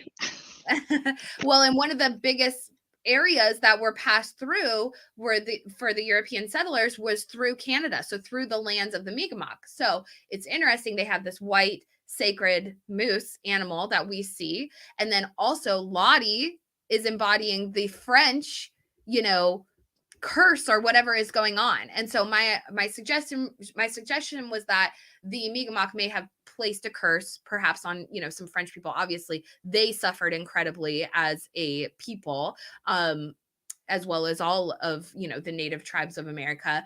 But they may have placed a curse on, the French that are passing through, or perhaps specifically on that area, or perhaps specifically on someone who went to that cabin, or, built the cabin or something like that. And the girls may be being affected by it. Obviously we saw Lottie was sort of like um possessed by that spirit back in season 1. But so my thought was that if Shauna, if the placenta was disrupted by them trying to retrieve the moose out of the ice, it may have been that energy, the white moose, the sacred animal energy, actually intercepting, because Mhm. Lottie's over here like, this is our baby, and she believes like this baby is like connected to the land and it's going to be something special, it's going to change everything, the baby needs to feed, yada yada yada. So Mhm. it's like, what if the white moose energy that actually disrupted Shauna's placenta was actually saving her baby from this French energy curse or Mhm. possession that Lottie believes is so powerfully imprinted upon this child? I know it sounds a little bit extreme, but it all kind of like, No, I love it. I think it sounds really good. And to add to it, mhm, so it could be that I love the idea of the French curse or the hobo guy or the what I think is a shaman. So we see Nat specifically. Listen, so this moose is in the middle of a frozen lake. How the hell did it get there? There has been like one thing where I saw on the internet about a moose frozen in time because they had like died, but the water, but this one was like swimming in the middle of the lake, but the middle of the lake is cold, which the river Styx was like a boiling water, like hot water where the souls were getting. Um, but let's talk about the water symbolism here. That's the gateway to the underworld. When Nat releases the moose and it goes down, this is symbolic of Nat being the gateway to the underworld, or Nat being the hermit, Nat being the outlaw who ends up being like Hermes, or the Charon, or Yeah. the Like a womp who can pass, fluidly through liminal spaces. she's driving the boat. Okay. Mhm. And get this. So she opens and releases that moose, right? The moose was probably that positive energy that was saving them from the underworld. I have this theory that maybe is the campground, is the whole symbol where they're stuck, is that actually the underworld? Because here's the thing, when you're in the underworld, you get trial by fire, you get cannibalism, disembodiment of your body, like coach, confrontations, demonic forces who try to get in you, spirits in your head, being possessed, like Ty. It's a lot. And then also in this baby scene, like when Ty comes in, I think it's Tree Ty, because she doesn't talk to her. And we're seeing the whole thing with the water again. When Mari is hearing the water, I think it's because that she is hearing, she believes so much in Lottie. She's able to hear the eternal waters because she's giving Lottie that thing, and she's able to see or premonition the waters inside of whether the symbol or where they are is actually the underworld or significant. But I think we do have a power to open up the realms there 100%. And so Nat with this moose is opening the realm, and the water. Another thing Mari says about the water is, oh, maybe I should boil water. That's what they do, right? That's representation of the holistic underworld. So that's what's happening when they're crossing the river. And then I'll get this with the birth. I noticed this the third watch through. Nat, of all people, who is the only person that she wants near her during the birth, the only one with dialogue, it's Nat and Lottie with dialogue, and both two different scenes, the underworld and then the awakening. So then one brings them down, one awakens. So Nat ends up bringing the little carriage, the baby basket, which is wooden and looks just like a boat. That's a great point. Yeah. And her gun, like that could be like her significance, arc. Her oar. Yeah. Oh, but she brings the cradle for the baby to the underworld. Passage to the underworld. That's really interesting, because I did notice that it was interesting when she was giving birth. It was Nat that was close to her. Nat was the only one that was not participating in the prayer. And then when Shauna went into her dream state, it was Nat who was coming and checking on her. But interestingly, Nat was also the one that was bringing her tea. Here, drink this. Here, drink this. And that's very underworldly as well, because once you drink or eat of, the food or drink of the underworld, then your soul is trapped there. So that's, okay, so I guess we're talking about the birth now. Oh, sorry, go ahead. I guess we're getting into it now. Well, we might as well. We'll talk about Nat specifically later, but we're talking about the birth now, because what you said, so the Nat's drinking the tea. She's drinking the tea, but you know what? She doesn't, you know why she doesn't go? What's symbolic of her in the birth and this headdress, right? So we represent the Lady Madonna. I got some, artistic, I can't pronounce. I got a lot of art vibes from that, from like the Renaissance and from, stuff like that, which is another awakening movement for the human race. But one of the things is her headdress, which was very traditional for mothers. Religion, protection is what hats and headdresses are about. It's about symbolism, religion, but for her specifically, I feel like that was the protection time as well. That was protecting her. When she takes it off is when she wakes. Shauna wakes into her awakening nightmare, is what I like to call. So it's just, it was a lot. I think like that moment also, somebody had commented on Twitter saying, is there any symbolic connection with her having the blue headdress on? And it is actually and we've actually, Shauna has so many connections to well, also like the Catholic, I feel like Shauna's color in she's stuck in this, the blue is her in the chakra lane. She's in between blue and green. So well, the blue can represent obviously divinity. It can represent, it's a queenly color. We see Mother Mary portrayed in that a lot. And then the red, hold on, I'll pull up what I posted on that. But yeah, there's a lot of this let me see if I have the other photo right next to it, but with Shauna and her baby, where they are in the same pose, where she's looking at the baby, she's wearing the red shirt, she's got the blue wrap around her head, and we've seen her have those connections in the past when it was with Jackie, when she was essentially making confession to Jackie when she had her in the meat shed, and she's in there and she's talking to her and confessing to her, and then the ear happens, so it's like she's speaking into her ear, making confession, but then she eats the ear, and it's like the sacrament, right? It's the eating the body of Christ in essence.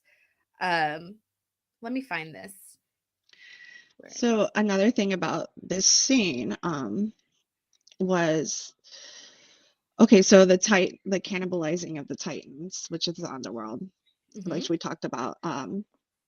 We're going to talk about so that. This is it. The Please Stop Crying. This whole time she was in her happy moment where she's trying to feed the thing. The thing. Well, we don't know. It could be a thing. If it's some realm from the underworld spirit thing that the moose was protecting, it could have been. But anyway, well, who it is that or isn't it? I don't know. Who Key versus Q. Anyway, the Please Stop Crying, which is the whole thing she tells him, and he is just like crying, and then finally when they have their moment, they have this beautiful moment. It's like, it's you and me, kid, you and me against the world, you know. And the whole, when she comes back finally, why isn't he crying? Like, I cried. It is very sad. Like, why isn't he crying? Can't you hear him cry? I can still hear him cry because she crossed, and no one could hear him cry but her, but she could still hear him because the veil was still open, and she's still dealing with that death. And it's just like her psychosis level is going to be out of this world, and she has nothing left to live. And it's crazy because I think well, okay, go ahead and talk about your veil. Well, I'll go into the parenting aspect with her and Kelly after. This whole moment is a moment. So yeah, no, I agree. It's I think I have a lot to say about what she's going to be like going forward. But okay, so Mother Mary wears her signature blue cloak with a red shirt underneath. Deeply rooted in Catholic Deeply rooted in Catholic symbolism, the blue of her cloak has been interpreted to represent the Virgin's purity, symbolize the skies, and label her as an empress, symbolizing the skies, obviously, because of a sky god, which is what, Christ is, and label her as an empress, for blue was associated with the Byzantine royalty. Her shirt's red color signifies love, passion, and devotion, all traits connected with motherhood and exemplified by Mary's presence at the crucifixion. So I think, and yeah, just the fact that that's exactly what she's wearing, along with all of her other like Catholic symbolism with Jackie. And I definitely think that the birth scene is strongly connected to Jackie because, again, we heard Jackie's voice in the voiceover. But okay, so let's get into this with the underworld. I'm going to teach you all a little lesson about a guy called Zagreus. Okay, now Zagreus, get your tea, get your tissues. I'm going to give you your lesson here, y'all. Okay, so Zagreus is the first incarnation of Dionysus.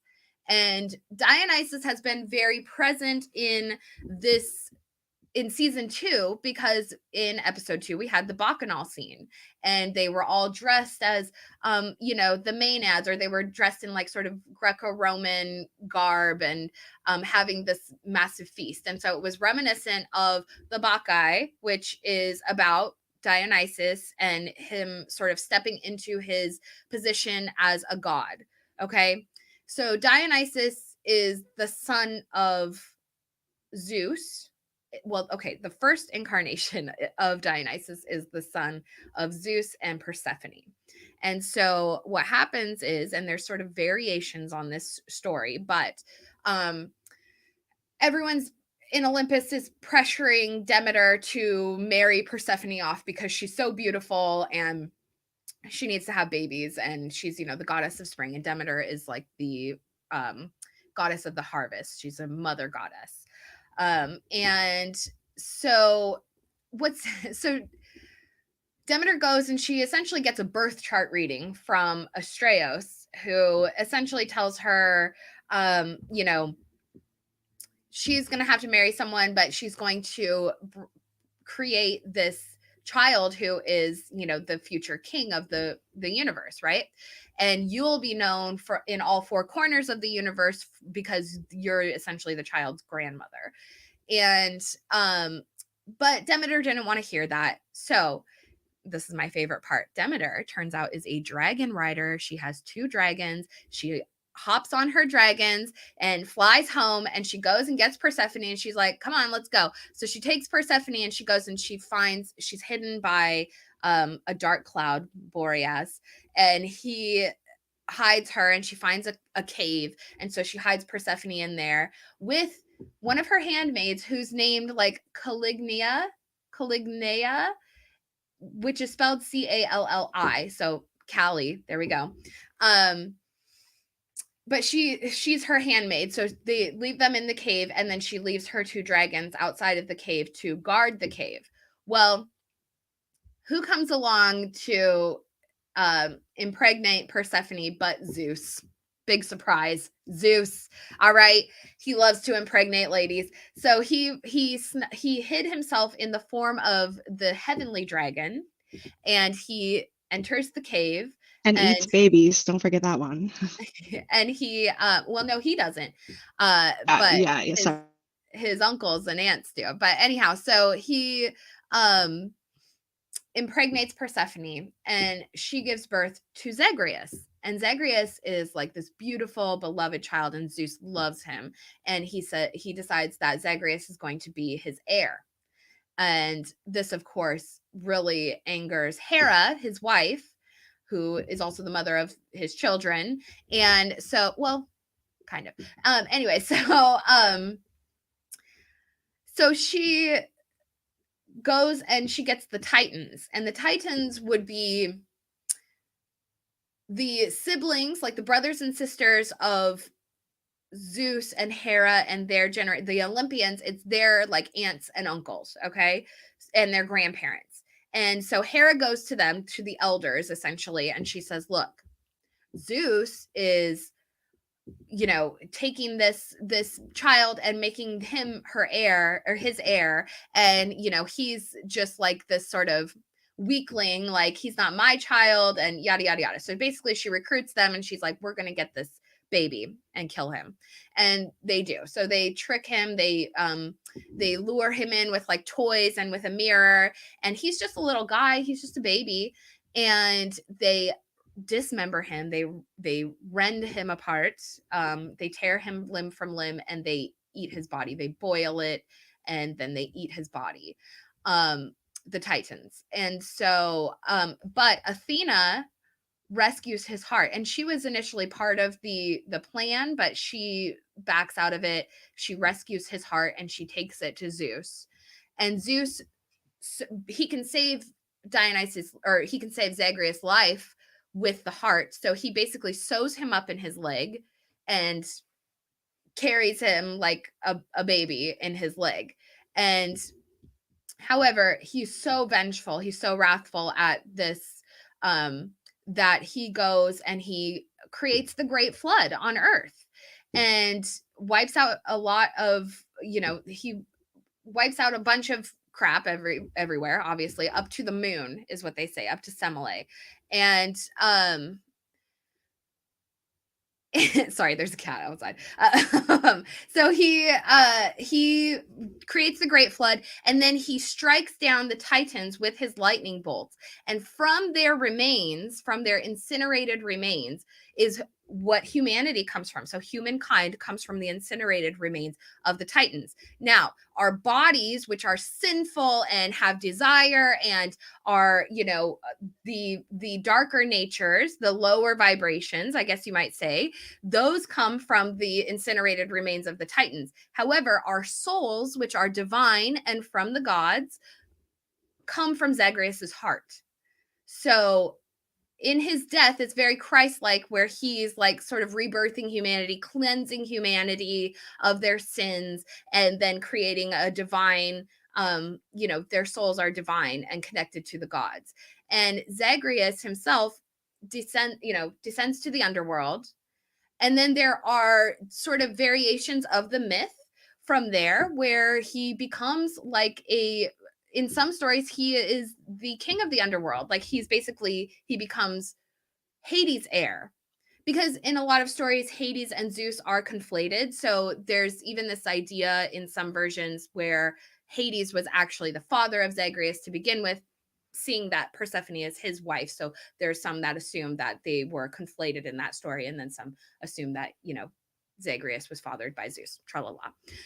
You guys know. But so Zagreus ultimately descends to the underworld, and then he has this amazing strong connection to the underworld. And then eventually Zeus, once his wrath has been sort of spent,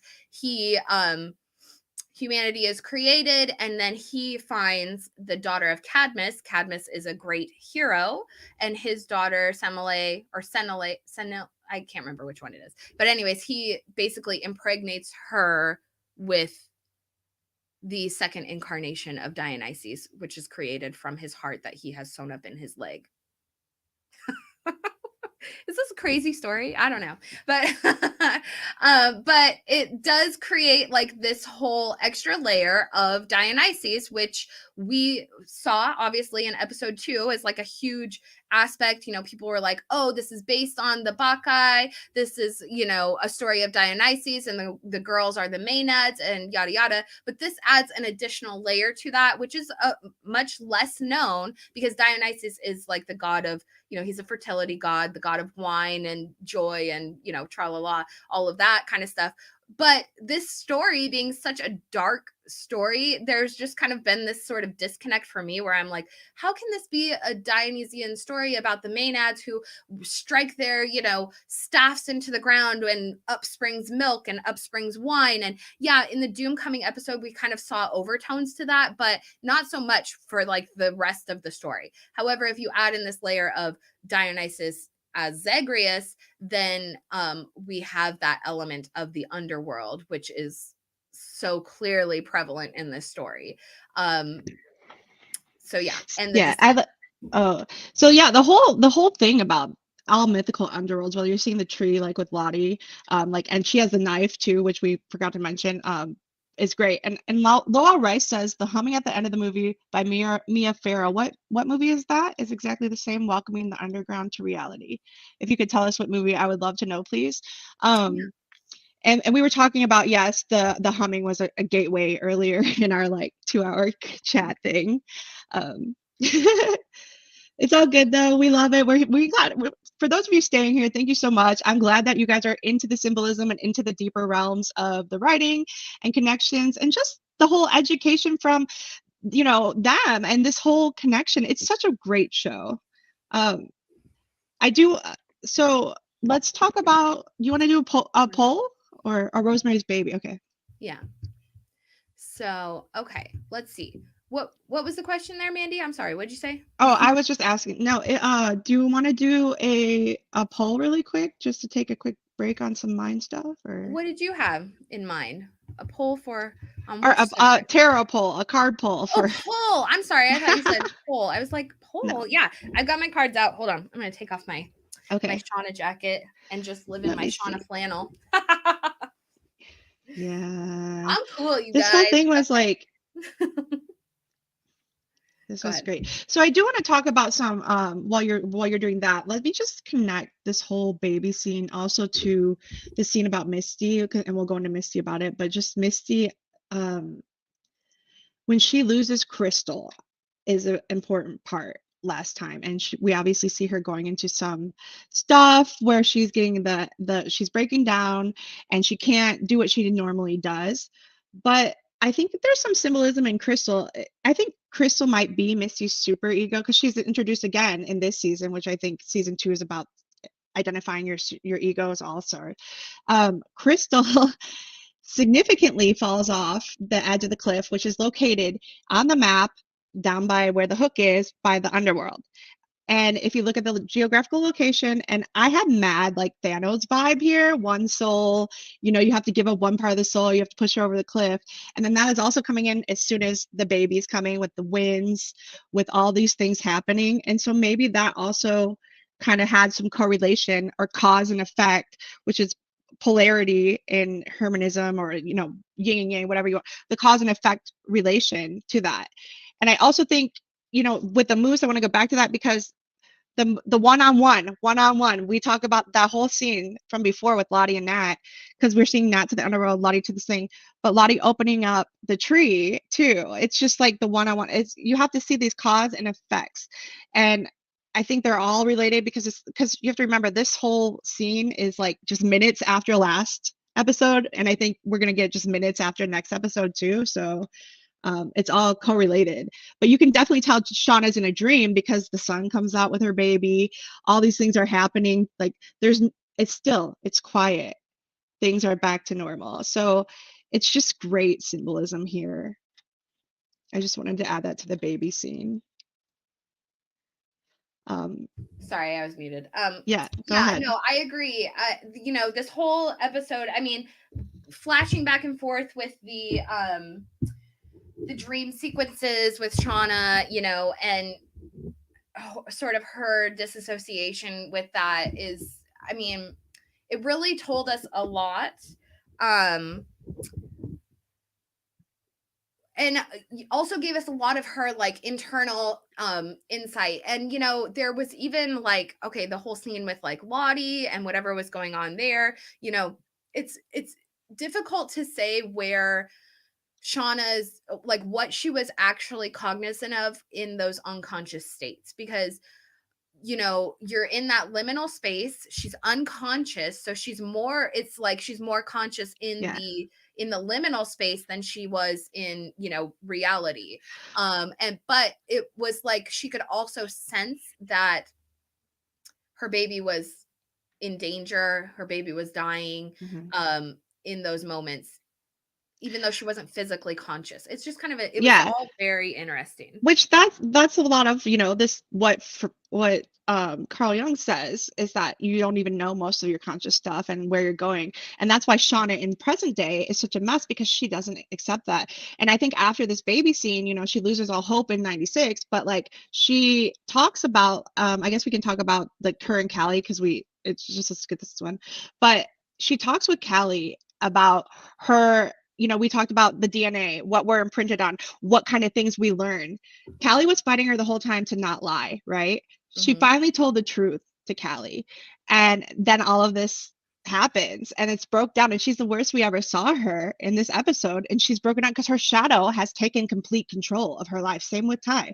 And the thing about it is Callie at that moment, when she's decided, I think there's also something when like people are looking in the camera. When they look in the camera with Shauna in the baby scene is when they're looking into themselves. That's what I really think. Because there's a moment where Callie's looking in the camera when Kevin says to her, you don't, where is it? You are your own person. You do not have to be like your mom. And I think that's very significant, especially with the Freudian stuff and the Carl Jung, and just like thinking about, to make that inner decision. And Callie admits nothing. She actually takes on her mother's traits without knowing, because Callie is blind. She's a child, just like her child was here. And part of this her losing the child here is so significant because her whole archetype that she sticks to as an adult is the mother. I'm the boring housewife. And when she talks about it, leave my kid out of it, leave my kid out of it. So she has to protect her. She gets into this kind of protection. Maybe she wants to get through the hero. Maybe she wants to be this thing. And it's crazy because like when she's questioned, she also like has a moment and she does this whole confession thing that was an internal dialogue, a narrative, like a whole like bad mom. I'm a bad mom. He's like, those are your words, but sure, if you want to, he's suggestive, but never even says that. And she's actually like facing her ego. She's like, you know what? You're right. I am just the mother. I am she's like, I got into this relationship and had a baby out of guilt and shame, losing her baby. So I think that we're going to see it from the 96 her and then the future, because we now know that they're two different babies. We now know that Callie is not the same baby. And we've always suspected that, right? We all had that idea anyway. It didn't make sense. We're like, what's going on? Now it makes sense, right? Mm-hmm. But she did it. She says out of guilt and shame. So now that's why she's with Jeff. And like, imagine these years in between, which we're gonna get some of, where she is just destructive, and we see that in the preview too, and punching people and stuff like that. But she's that made her was like, why would you go do that again? Why would you do this? Like, and all she does is continue down the spiral of chaos in that lie, in that archetype, not opening up to new things, not opening up to new stuff. Like, you know what I mean? Like, she's so stuck and so lost, and that's even more sad here. And then now all of that stuff, she doesn't even hear her child in the future either. You know what I'm saying? And then when she finally does start to listen to her child and listen to what her child say, Mom, tell me the truth. Mom, why are you lying to me? Why are you lying to me? That's all of episode. That's all season 1. Mom, why are you lying to me? She's not like, you know, Callie was more of a guilt trip. Now she opened her own existential gateway where she's admitting that she's the truth to her child. It's just so ironic and hard, and such a hard trauma to face, with what we're naturally put on, and seeing it head on, how she's reflective. And that's the thing about kids, you know, they're your reflection. And I think that's a big statement here. Honest with you as just looking at your kid's face. There, you know, she hasn't faced this trauma, and you know, there's still the idea, like, Jeff says he's read her journal, so we still don't really know, like, if Jeff really, I mean, I would like the clarification. Yeah, he's read the journals, but part of me feels like she may have not even written down what was happening with the baby, or she may have, you know, may keep that one hidden separately. Like, you know, I've suspected that part of the reason that she was so protective of her van may be that she has something hidden in there, like another journal or something like that, that, you know, she keeps separate from the other things, or keeps on her at all times. Because I think when her van was stolen, she said her purse was in there. So I'm like, oh, maybe she keeps it in her purse or something like that. Just part of me feels like Jeff is not aware of the other baby. I don't know why, but Yeah. I feel like so I kind of feel like Callie this season might, and I said before that Callie was kind of the embodiment of her, who she wants to be, like who she wished she could have been, but she was stuck in the role of the housewife, stuck in the mother. I've said that in other streams. I kind of feel like Callie is her super ego. And then now that is starting to deflate in a sense. So if you want to like say they're friends, like I'm talking about, and continuing this phrase. Also, another thing about Young is that he kept, during his depression and dark night of the soul, the black books. He has many black journals where he writes about all of his darkness, and it turns later on into the red book. So if we're talking about color symbolism and the red and the mother, so finally when I think that this scene, she started to reflect herself as a mother, but she lost, like she has taken that archetype. But I'm hoping that at the end where let's see, maybe her and Callie end up having that moment more, the red book. And one of the things she says in season 1 is, oh, to Javi specifically, is like, oh, well, you know, when I'm famous, put it in the archives. Or when she goes to jail, maybe they'll put it in the archives. We don't know what's going to happen now. But just wanted to point that out with the journals. It's kind of citizen detective clues. Another thing too in this scene, you know, this closing scene where she's looking into the camera and she's, you know, obviously been in that liminal space of life and death.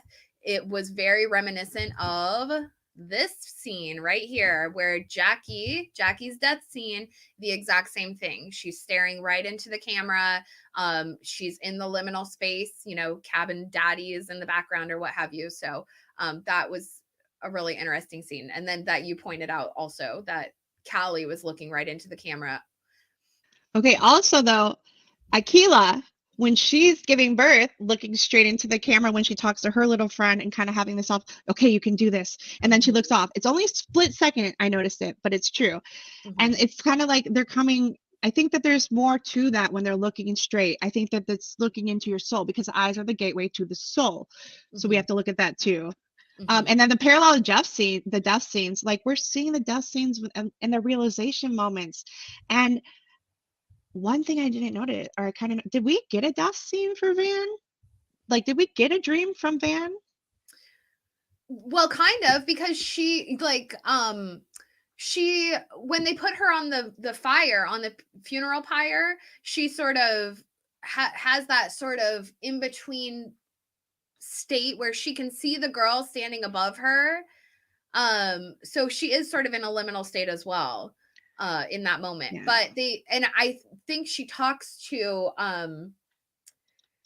Lottie about it, because that's like the only person that could understand it. Yeah. But that's kind of, so let's think about this. No, we will think about it. Yeah. It was just something I have to bring out because we've already been going so long, but Yeah. I did notice that. So we're going to go back and look and think about it. And I want you all to think about it too, citizen detectives, because we're a clue here. Um, Oh, thank you, Luna. Thanks for being here. Luna Cascade, I appreciate oh, you. okay, Luna another, is one of my yeah.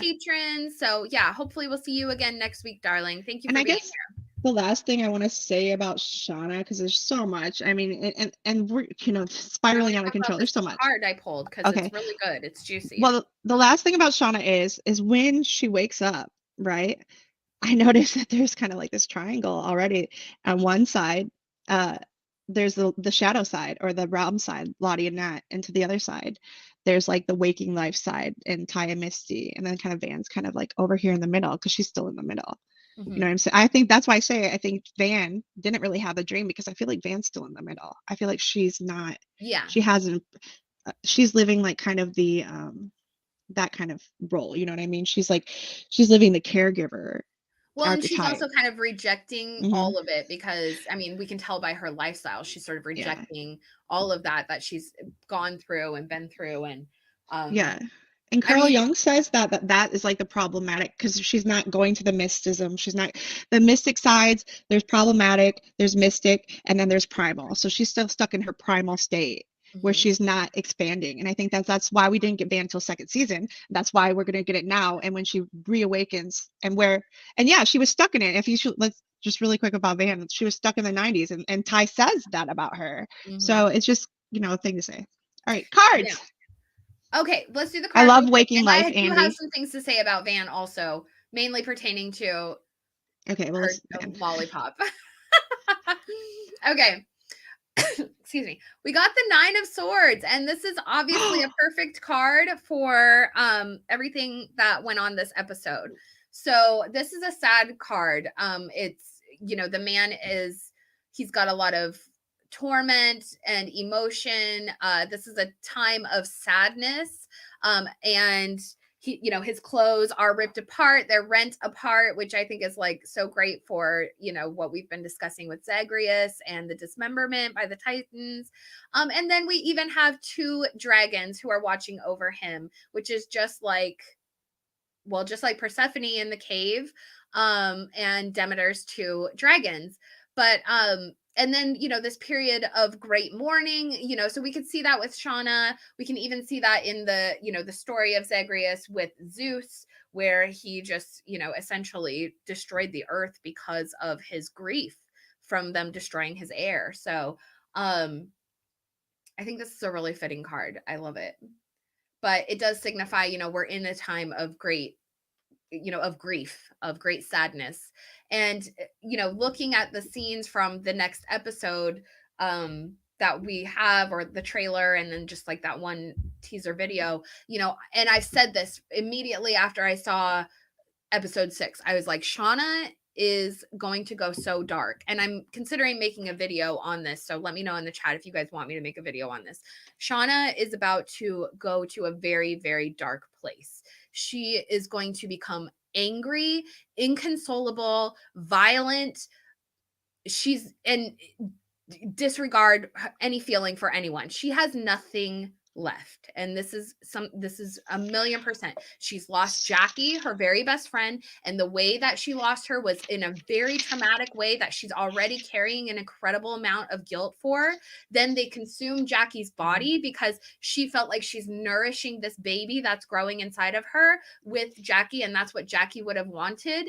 But again, it was still extremely traumatic for her. And now this baby that all of that was for, who represented this sense of hope amidst this incredibly dark place that they are stuck in, that they are trapped in. You can still in your nesting instincts, imagine that, this baby is a sense of hope. Okay. This is still a connection to the outside world. It's still just one last tether that they have to humanity, to kindness, to goodness, to innocence.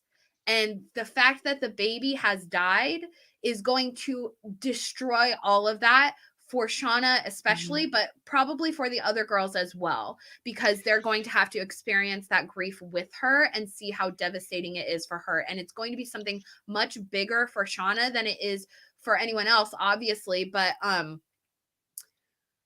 well, it's bigger for it's go bigger ahead. for Shauna because she doesn't accept it, and then that's kind of the defining factor of her in the future.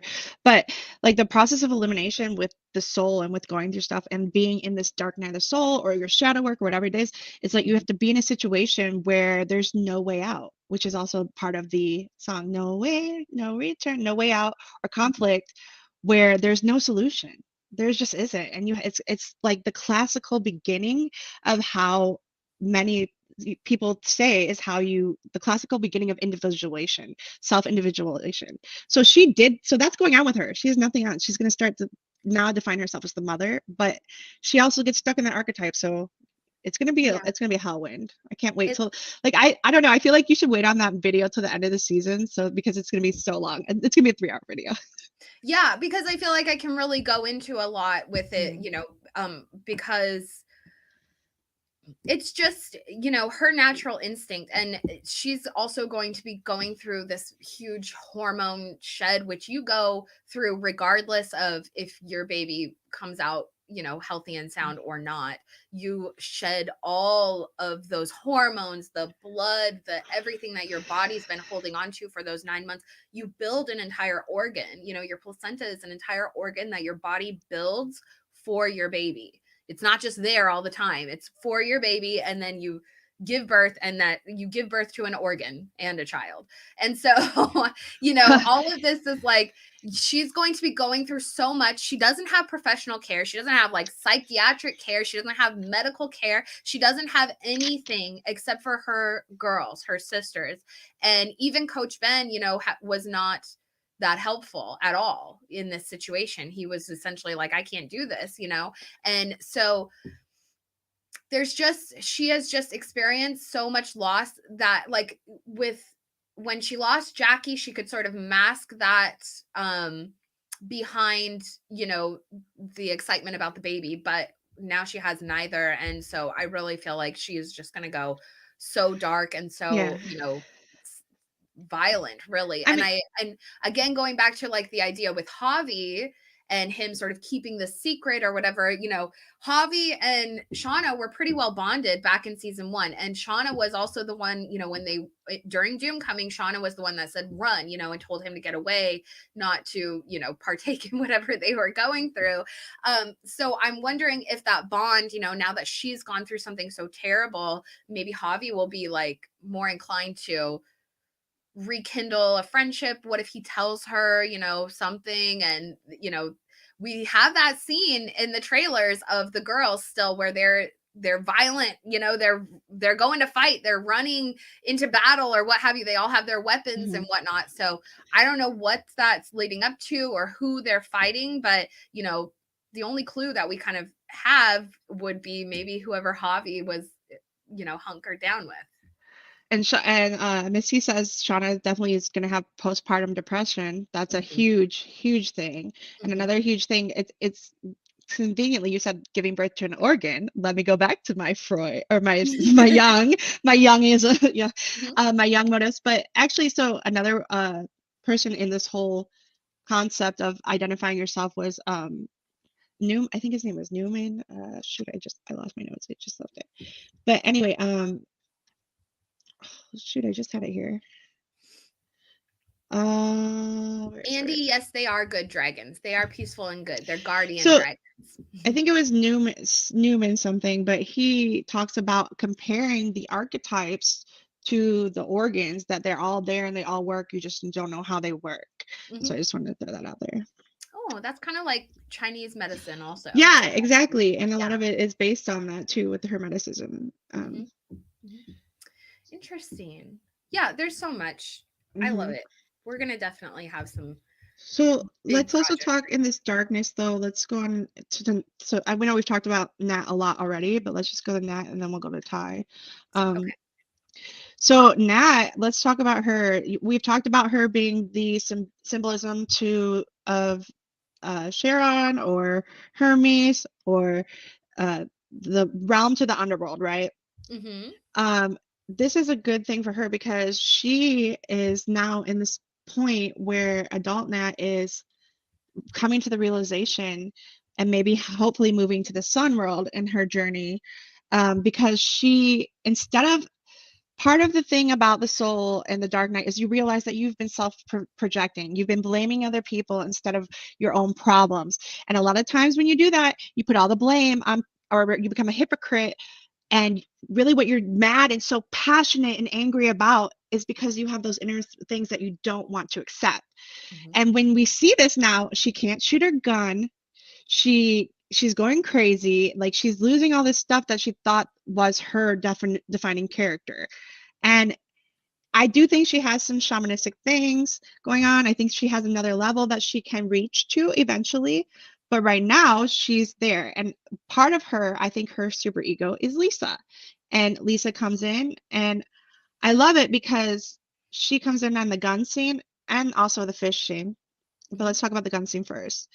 So he comes to check on her. She admits she has this whole self dialogue, like Shauna's, about, and then like we saw with Ty before, but um, about her just, she thought that she killed Travis. It's her. And then why would she believe that? The near death experience, thing like that. But she feels like she doesn't deserve to live. She feels like, or love, because of her past, which is also something that you have to let go of in your shadow work. Um, and Lisa is just her reflection of what she wants to be in her super ego. It's like, you're not responsible. It's okay. Who hurts people? Everyone hurts people. Mm-hmm. Why did you forgive me, Lisa? She says, because forgiveness and suffering is inevitable, and only by meeting it with passion can we truly begin to grow. So this was like a huge thing for me, a huge quote from her. And all these things that she's feeding her are things. And then she brings her the innocence of the 14th Gilly, Mm-hmm. which Nat comes, she's still playing. She wants to kill, she wants to hunt, she wants to end the suffering, bring them to the underworld. But she's starting to see that, and she says the 14th Gilly, "Oh, you'll thank me later. It's all a goddamn prison." So she feels imprisoned in the underworld. You know what I'm saying? Mm-hmm. She's there, and that's expressed through all of her scenes so deep, and she's so dark, and she's been dark for years. Mm-hmm. And her drug addiction, things like that, but also drug addictions tend to be another defining factor for people like who with schizophrenia, or people who are shamanistic, or people who want to connect, they connect to the overworld. Yeah. So And it can help you yeah. manage your, or in essence, manage your symptoms of that. If it's Hmm. something you're trying to deny away, then The people void. will, use drugs to sort of mask um that Yeah. openness. Oh, and Andy says Hermes' Roman counterpart is Mercury, which Mercury is freaking cold, isn't it? I Hmm. mean, come on. So I love it. And Hmm. I love it. So anyway. Oh, you know what? I wonder if that could have anything to do with the mining. Well, so okay, the mining. Okay, so Hmm. that, yes, but Interesting. I have a whole theory about and I'm going to try to connect their names. I'm going to see what the numbers they add up. But in hermetic philosophy, alchemy is a huge thing. So this is why I think that the hobo Mining. guy, or the dead man, was a hermeticism, or the Hmm. ancient wisdom they unlocked, because alchemy is like the basis, and a lot of symbolism, and they have it there. And that's why I think the mining comes into play, because they're mining for gold. And also, when you achieve the dark night of the soul, when you reach that other part, only then, when you go into the underworld, there's gold. It's a whole symbolic thing where there's gold to be mined through your pain, through your suffering. And then you come out with the gold, and then you start going to the sun. So gold is a big thing, and I think that's why the mining is so significant here. And that's the only reason why Lottie is able to go into the mines. I am like reeling in my brain right now about this. I know. I told like I've been texting her. Actually, this is great because this So, might actually give us a lot of hints. We need to do a little more research on the mercury mining thing, but this is okay. So like also the water. Connecting it with Hermes and Hermeticism. Yeah. So there's in alchemy, there's like 4 now. There used to be 3 basic elements that everything is composed of, right? But this is a whole other video. But basically, they have colors too, and all of the alchemists, you know, that's what makes an alchemist an alchemist. They play, they toy, they do stuff. It starts creation of the worlds, and a lot of this stuff has created other things. But it goes into a huge background about it, and it can be its own video too. So we'll get over there. But that's why I think the mining is the most important part. Like it's all. I really feel like the whole overtone is Hermeticism. I really, honestly do. So. I think you're right. I think there's like, you know, especially considering like Catabasis, and then, you know, combining that with like the symbol. Catabasis is like a passage into the underworld that you return from, but you know, you're changed from it. And the tree, I mean, the tree, there's so many. The thing is it's not just one thing. There's so many different references and archetypes and religions that are based here, and they're showing all of them. Animism, one person wanted to say it was animism, then I wanted to think it was all just shamanistic journey, and I actually, in my whole journey of reading everything, have seen all these things, and even when you and I are we've been trying to make videos and make all these notes about certain archetypes for things, everyone is embodying different things, and that's the point of it, is that everybody sees symbols as different. Everybody's relatable. Same as you. Same as you. Same as you. No return, no reason. That the Hermeticism is accept it all, learn it all, but realize none of it matters, because we're all one connective soul. Male, female, tree, our ice, we're all made of the same things. We're all this energy in frequencies, and everything in us is polarity. You know, there's a lot to it, but yeah. Well, perfect. So I think that, let's jump in. I want to try and just get to everyone. So we have Ty.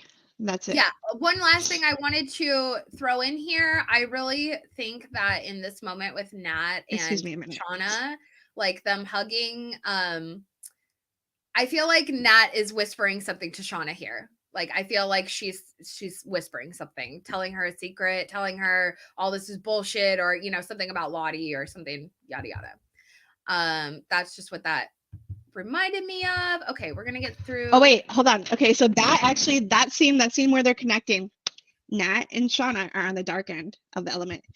Ty and Misty are on they haven't even, in the adult side, they're still in the waking life. They haven't realized yet. Ty refuses to realize. Tree Ty does realize. I think Tree Ty is part of the spirits. But Misty, actually, we didn't talk about Misty in this part, but Misty, I feel like Misty doesn't accept it in the future. That's why she sees Walter as her super ego, who's calling her out. Hey, you're not a good citizen detective. Or, hey, it's okay to be a mass murderer. It's okay. My aunt did this, which is another reflection of parents and generational DNA that causes us to do regular things. You know, another example, which is specific to obviously what we're talking about today. And I think that Misty, you know, she has all her things, and part of the thing that killed me the best was her bowl of items that she had to give up. She has to give up her earthly possessions. All of those things she gave up, which are also some detective clues, by the way. But she has to let go of all of that. And she goes in there, oh, well, she still has the same mentality, right? Oh, I just want to be famous. I want to be known. I want to be seen. I want to be social. So she has a social archetype. She wants to help people, right? So the thing about her is she hasn't accepted what she did, or she didn't admit to anybody that she killed Kristen. She didn't admit to anybody about the things she does. She hasn't accepted her dark side, and Walter is her dark side, or her super inflated ego. Crystal is representation of her dark side, and she needs to find the in between. And then so when she sees Lottie, that whole situation, like Lottie's like, she feels like the energy, right? You know what? I think you need to stay. Like, what are you doing here at first? You're not ready for this. What are you doing at my realm? What are you doing This at the is a bridge of my husband realm? custody battle. No, this is for people who are open to the energy, right? This is for people. And then Van too. Van also does not open to the energy yet. She's still in the primal instinct. I think Missy, you want to say primal too. You know, they're still there. They're not into the either problematic, like problematic is Ty and Shauna, or Mhm. the opening, you know, are obviously not Misty. But, and then the funniest thing too is that Nat's like, where's your friend? Where's, and then she wants to like just not even talk about him, not even mention him. Mhm. So that's symbolic. I think it really is about her not accepting her ego. Yeah, and you know, Nat's response to that, where you know, Nat's just even questioning of that was just kind of funny because she's like, well, "Where's that guy you were with?" Mm-hmm. And you know, she's like, "Oh, he went home." I love that scene where Misty kind of like cocks her head because Nat's like, "We're all like this, aren't we?" And they are. They're all same as you know. Mm-hmm. And I also loved Misty's. Oh my God, the intake bag. So crazy. So good. Syringe, She has brass fentanyl. knuckles, handcuffs. She's got a jar of sunshine honey. I love this. A jar of Bon Maimon jam. Why? You have the honey, but I just love that. And just yeah, she had a needle and a syringe and probably presumably fentanyl. I don't know. Yeah. Could have been something else. But and then her binoculars. I mean, just everything. It's so funny.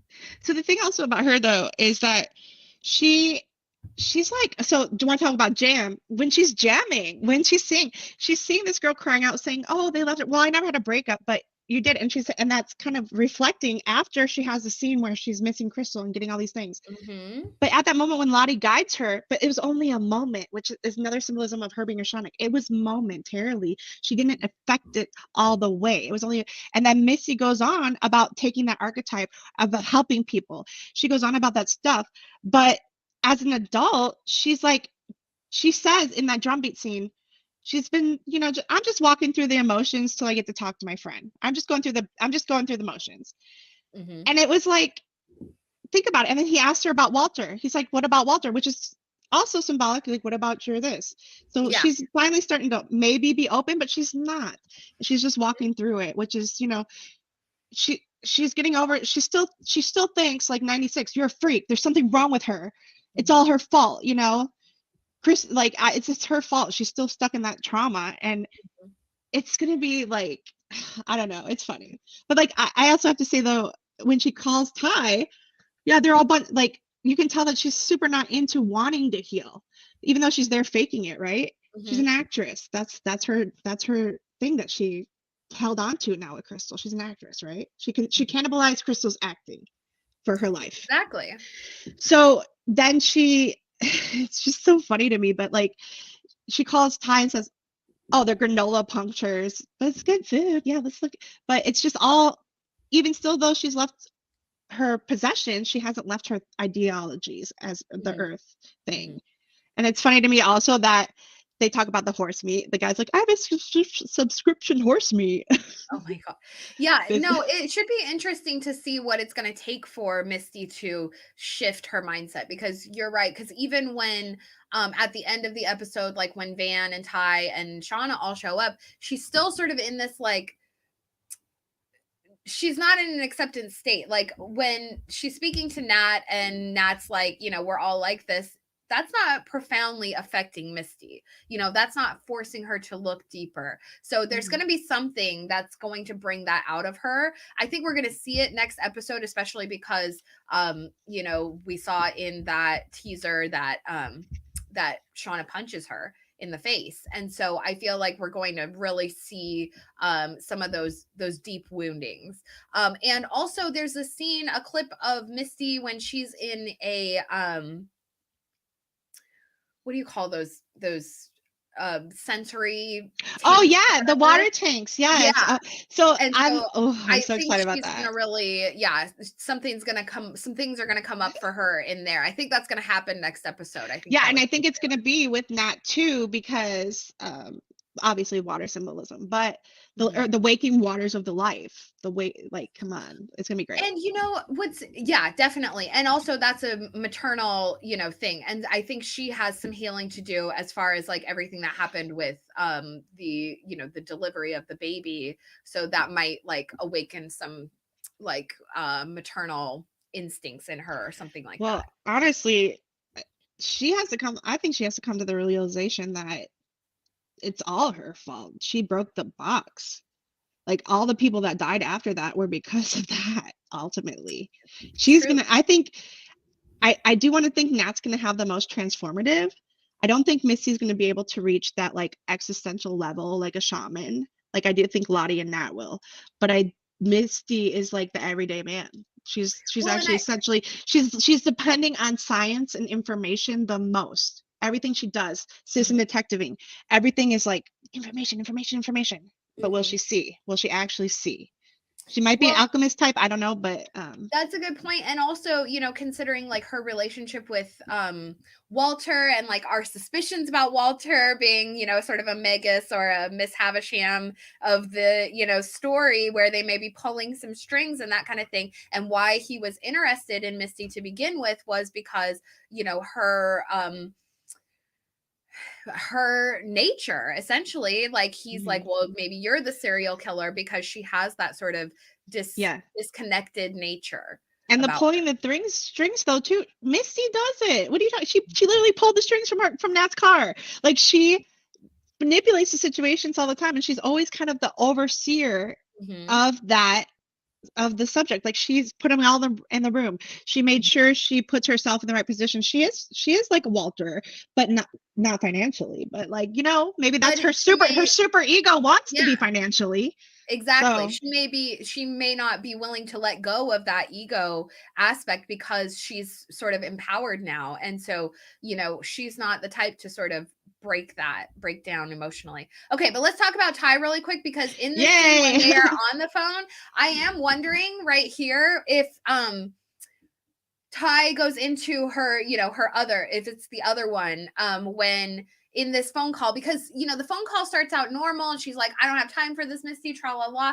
But then by the end, that very last bit of the conversation, because right before she gets the phone call, Van's like, do you have any idea where we're supposed to be? And then she gets the phone call. And then by the end of the phone call, where she's like, where did you say this place was again? But she has that kind of that look in her eye, where I'm like, is that the other one? I don't know. But regardless, they end up heading that way. And I thought this was like a really interesting scene right here. And this goes back to what do we say? Key. Qui. Key. So It's the key. Who are you there is you the go. key Or to it's the almost like existential knowledge. Who are you is the key to the universal knowledge. Hey. Mhm. Key. So she and Van are having this conversation. She says, I just want to know you haven't given up on love. And Van says, trust me, it's better this way. Mhm. It's better this way. And then it just reminded me a lot of this scene from season 1 where Ty's like, whatever it really means, which again also ties back to Lottie's conversation with her therapist, where there's like, what is it? So whatever it really means, if anyone made me feel it wasn't going to be good for anyone, is what Ty says. And it just kind of like tied back to this, what Van was saying here, it's better this way. And of course she's like, oh, if I've given up on love, it's, don't flatter yourself, it's not your fault. But I think it's all pretty clear that like it's definitely Ty's fault. Well, I also Van is realizing, and she's stuck and she's like, when we had dreams, when we had hope. So she's kind of Mhm, living this existential crisis, like nothing matters, nihilistic. Like, she's stuck in her spot. mhm, She's stuck in the 90s, her clothes, everything. But mhm, the best thing about this is awakened Ty, regular Ty, which I think she has like the ruler control. She's fighting. She wants to dictate everything. You know what I mean? She wants to be a politician to change, which some of the best politicians are like the worst of the worst, but I don't know. Anyway, mhm. that Ty is like waking, and she's being her regular ego. I think Tree Ty is her primal sense, you know, like it's the other world. So Tree Tie kissing Van in that moment, not caring, when she doesn't care about her wife, she doesn't care. Has she called to check where's her kid, whatever. They haven't talked about this. You know, Mm-hmm. she doesn't. She's all in her head herself. She's so much in her ego that it's fucking, I mean, sorry, it's eating her. It's Mm-hmm. eating her alive. It literally takes over her. And the thing about the ego, or your shadow, your Tree Tie's her shadow. The thing about your shadow or your unconscious dark repressed thoughts is they just come out whenever. You can't control it. They come out. And then now she's so disassociated that this is what's happening to her. And then that is so primal in its sense. And so that kiss thing showed so much of the primal basic thing that is.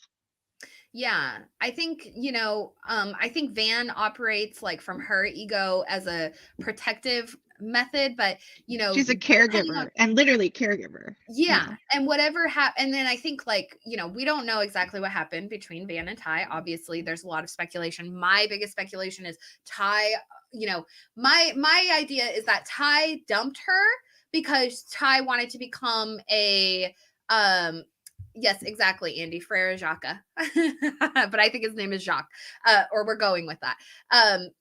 So anyways, I think that Van is so defensive because I think Ty was like, I have big plans. I want to be a lawyer. I want to be a politician. I want to do this and that. And Van is sort of, she's scarred up. She's not exactly the trophy wife. She doesn't have a big successful career the way that Simone does. So my thought is that I do think that Ty may have dumped Van because she wasn't portraying the image that Ty wanted to. Well, that's And what it all is about. She's trying to that's ego become. also. Yeah, no, she doesn't listen to anything, and she just, when we're giving the background of Ty, oh, you and Shauna didn't do anything she wants to do. So Shauna and Ty are kind of like opposite, but yet going through the same thing. They're both still going through that problematic stage of Young's circle, if you want to check it out. But so Ty says so Shauna didn't do anything she wanted to do. Ty does everything she wanted to do. She's like, oh, I wanted to do this. I want to do this. I want to do this. So she just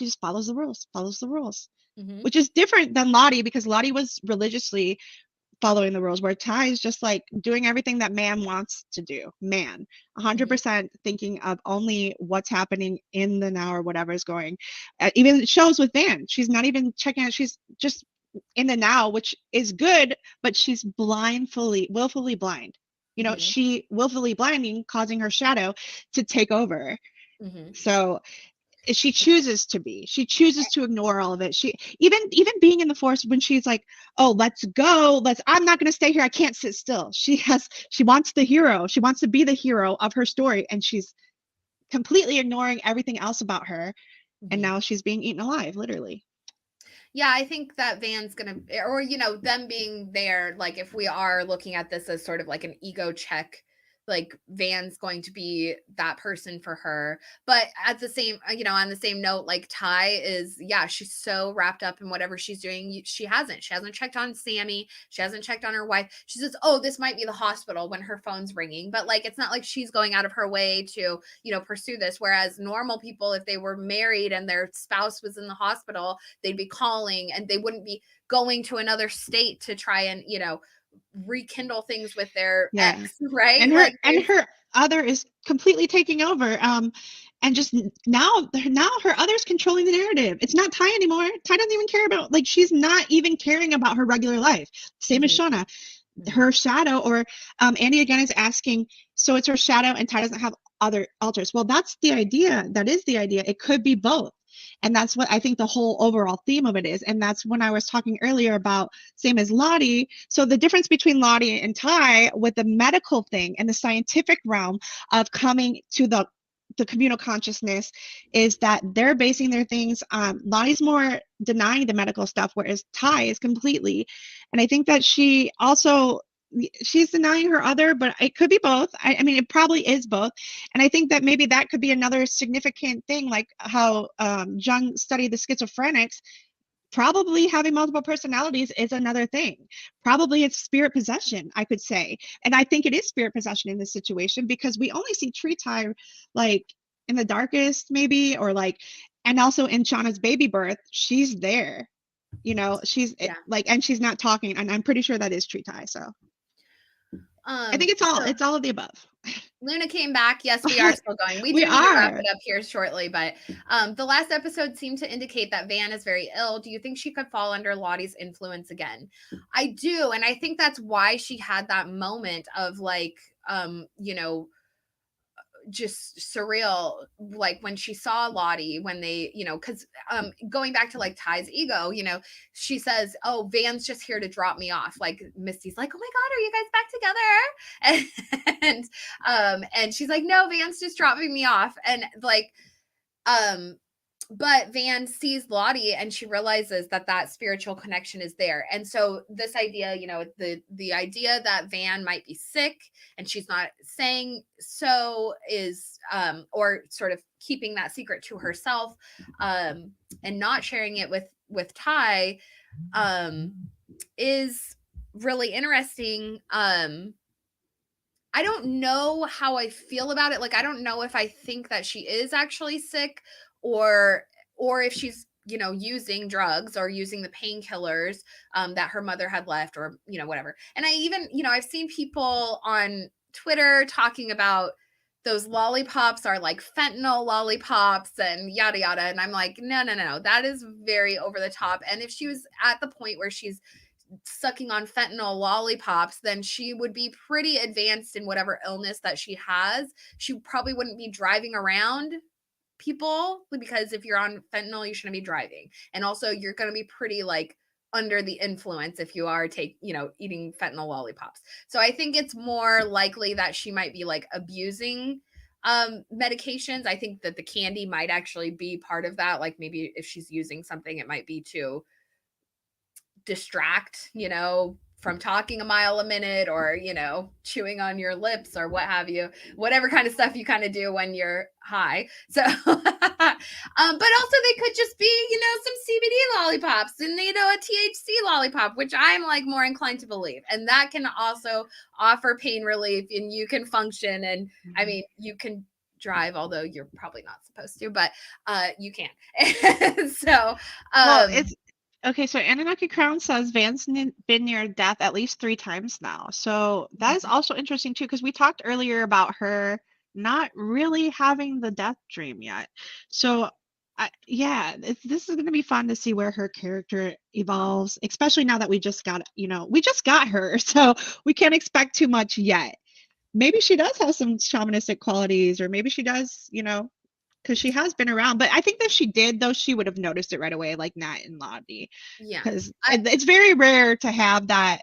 But the interesting juxtaposition between Nat and Lottie is that they're from so different places. Lottie's like the richest of the rich, and Nat's the poorest of the poor. So like that's what I love about it. Anunnaki Crown, I disagree.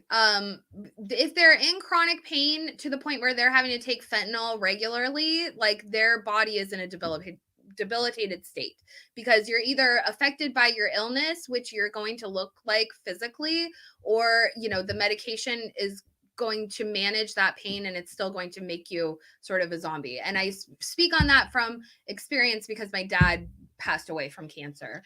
And, yes, the pain medications do regulate your pain, but that doesn't make you a functional person. Well, I think it would also be a really good, I'm sorry, y'all, I have a cold as I've been like this the whole thing.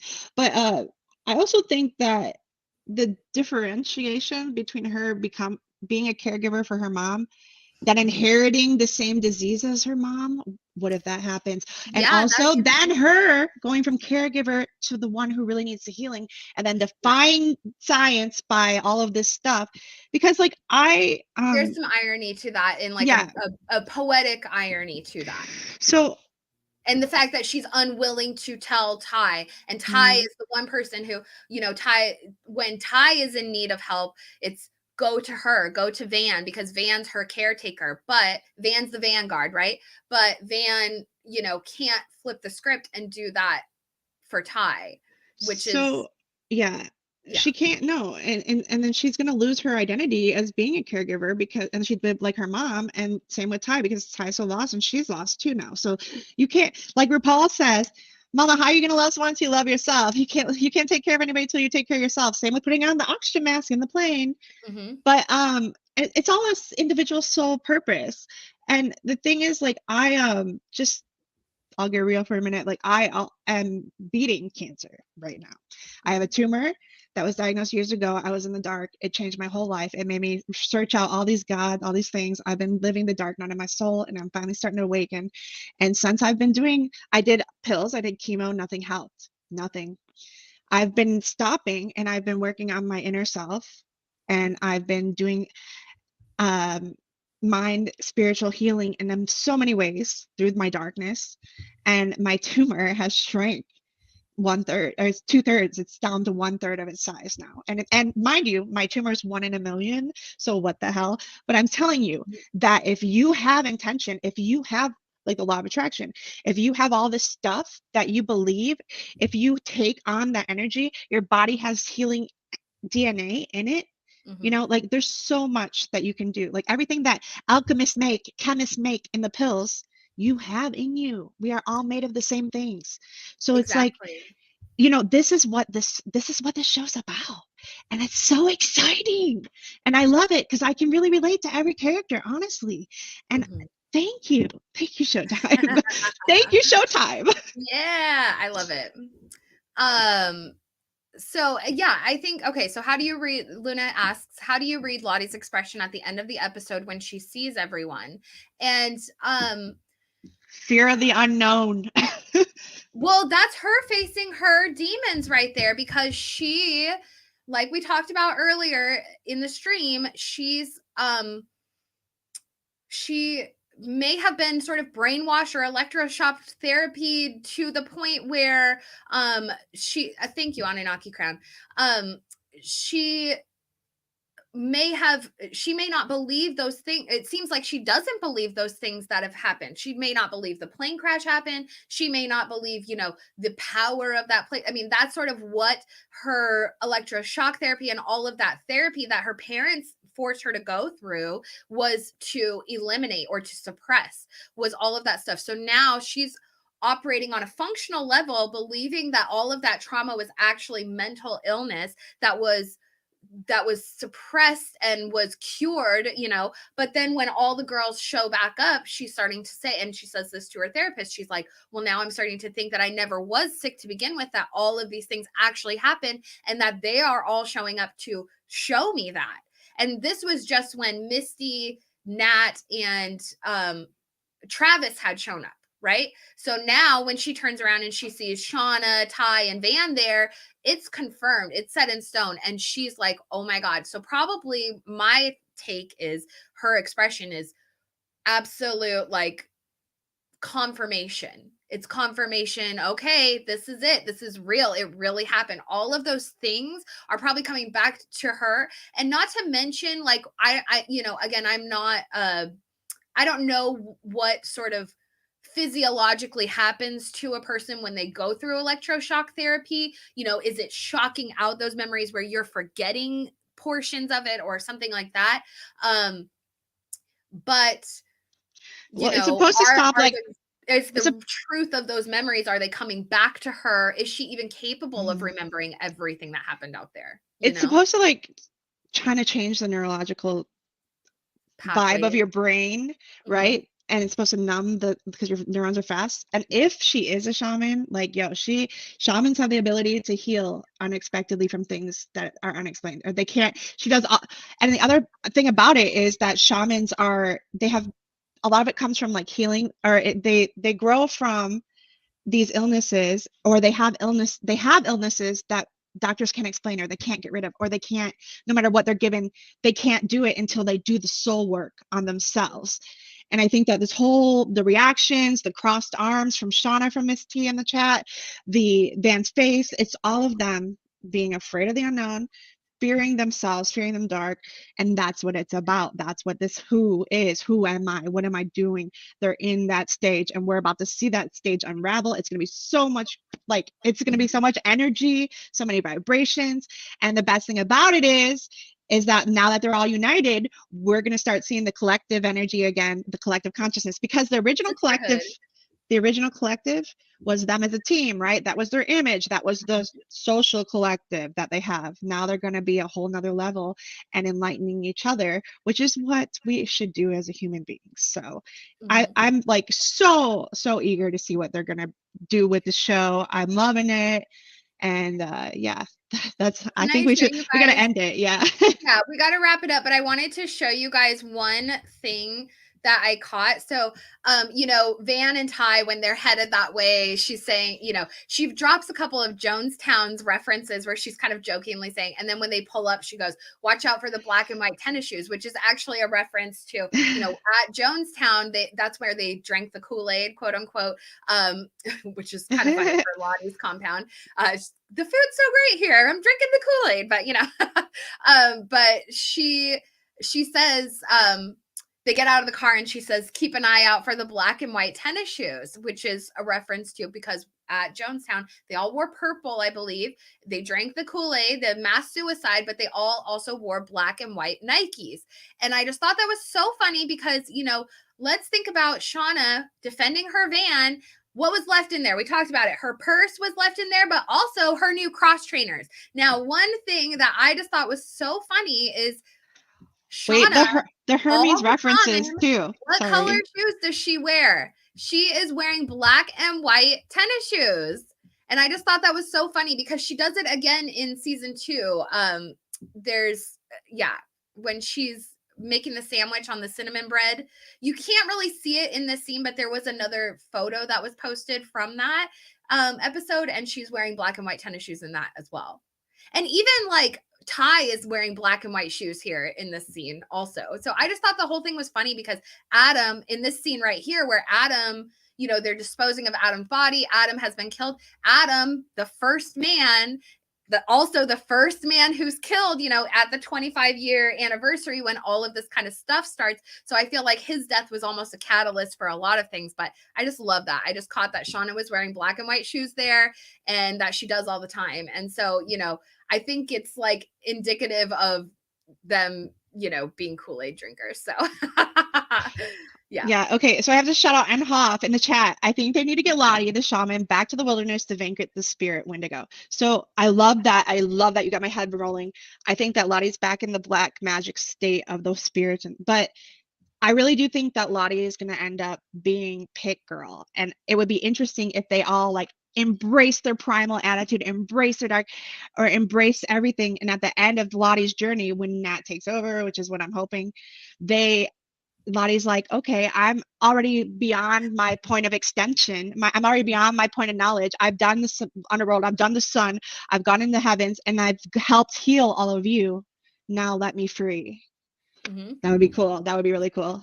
Yeah. But that's just crazy talk, but we'll see. I agree. I think that it's the descent, right? It's the descent. And that's I'm talking about after Lottie re-heals herself and re-heals the group, because the descent is part of that, but you have to want to heal other people. She's stuck. She can't descend as an actual shaman, so she actually wants to heal other people. She wants to heal them, but she actually cares more about what's going on with her.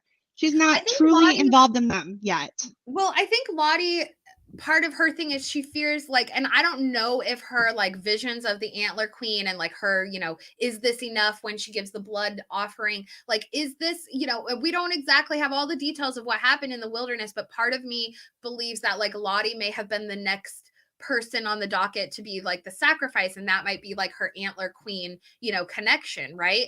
And so, and then like with this whole scene with Nat where she sees the shadow of the Antler Queen on the ground, you know, this is like, you know, just reminiscent of sort of their embodiment of death is kind of my thought. So I feel like Lottie is extremely fearful of her descent because she's not sure she's going to be able to come back out of it. And having the shaman knowledge, she may understand that. She may have, because she's essentially been through a descent, you know, her whole treatment of her quote unquote mental illness was a descent, you know. Well, it's spiral chaos, spiral magic maybe, and then maybe there is some sort of spiral demon entity in Lottie that she's going to end up realizing that she has to die for the demon to die. Because there are a lot of times like in Kabbalah and stuff like that. I just watched a movie the other day about it where like a Jewish man was talking about the spirit possession, and he killed himself with this sacred knife, sacred energy, sacred spot to try to stop the demon and entrap the demon inside of a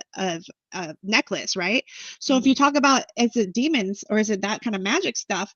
Maybe it is. Maybe she's trapping that Wendigo, or she's trapping it, and maybe she ends up as Pit Girl. Just yeah, there's a lot. anyway, I don't know, and I'm not fully convinced on the Wendigo symbolism. There is a lot of symbolism with that connects to a Wendigo, but there's also, I think a lot of people assume that scene of the deer with the blood and the stuff coming off his antlers, a lot of people are like, that's Wendigo. No, that's actually just, I think it's a nod. I think it's a nod to it.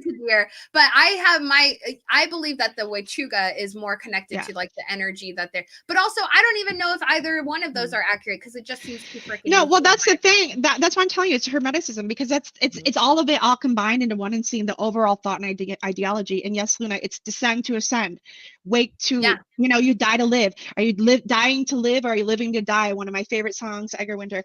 Anyway, but it's accepting the wheel of chaos, the wheel of life, the wheel of ascension. You take the disruption and turn it into instruction. So yeah, I love this episode. So yeah, it was a lot. It was a really great episode, and I so self-reflecting, so reflecting. I am so excited for next week's, because I just feel like there's going to be so much emotion, so much raw emotion. And then with the girls coming back together at the compound, I am actually really, really excited for next week's episode. Honestly, and you guys can tell me in the chat, this, episode 6 was so emotional that I don't know, after covering it and that kind of thing, I don't know how many times I'm going to be able to go back and rewatch it, because oh my God, it was very emotional for me. Like I cried, and just the loss of the baby. Like I have been through some similar things, and it's very hard. It's very hard to fathom, to deal with. And Shauna doesn't have any resources to help her, and so I just am very fearful of the state that she's going to go to. I know it's going to be dark. I can guarantee she's going to be so dark. She's going to be the darkest one out of them. She's going to be murderous, and she's not going to care. That butcher persona that she embodies is going to come out through her so strong, and nobody is going, like, she's just going to, no one's going to question her. And if anyone tries to question her, if anyone says anything to her, if anyone says, Shauna, you shouldn't do this, guaranteed she's going straight for their throat. Guaranteed. Like how she punches Lottie in the face in our scene that we see. It's going to be ruthless. Like, it's not, like, it's going to be scary how dark she's going to go. Well, it's going to be scary. I do think, though, again, it depends on your individual path, what you see and what you accept, what level of healing you're at. Because even though I rewatched it like 6 times, I'm not gonna lie, but I did cry like every time.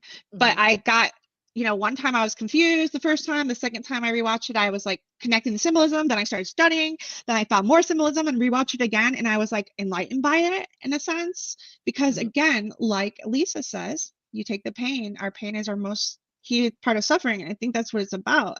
And just the overlying themes and the transformation, and seeing like the baby in the underworld, and the whole idea of the mother and the sack. Like, I mean, there's so much there that if you see it, you see things differently. And I think that's what it's about. And that's so great, because every time we watch it, you see it different. So I'm gonna rewatch it again. I will. I might, I'll probably end up rewatching it again. You will. I've watched it like 3 times. What do you mean? We're enthusiasts. And I'm just kind of like, I'm good. I can rewatch the clips. I know what happens, but, besides like the fact that they included a lot of really beautiful symbolism along with it. And then the dream sequences, which do have a lot, to tell, I told you guys the story about Zagreus, and obviously that scene where Shauna wakes up from, or not really wakes up, but she believes she's waking up in her dream state, and then she goes out and she finds the girls eating the baby. Oh, you ate my baby, kind of thing. And that's all tied into that Zagreus imagery. But and that also just waking up, just waking and dying, and waking and dying, birthing, it's birth, life, being awake, rebirth. being not, body. It's all and all of that happened. Again, I said it earlier, but life, death, rebirth, all happened inside Shauna in that moment. It was so powerful and liminal that, like, I don't know I mean, it's just Yeah, incredible. there's so many symbolism in there. The triple goddess stuff, like, and that's why I think the triangle is so important. But anyway, we gotta wrap it up, babe. Let's Yeah, get Jackie. we do. Should we bring, anyways, since we're in the realm of the darkness, are we gonna bring Jackie out? You know we're bringing Jackie out. Thank you guys all for being here. We'll be here next week to discuss episode 7, and hopefully you all enjoyed the episode. Definitely, I'll get my emoji things figured out, but if you guys want to have emojis that are specific for the channel, definitely join the channel memberships. It's $2.99 a month. You get special emojis and special theories and access to kind of behind the scenes, whatever. So anyhow, I appreciate you all. And Mandy, do you have anything you want to say to wrap it up? Embrace the darkness. Exactly.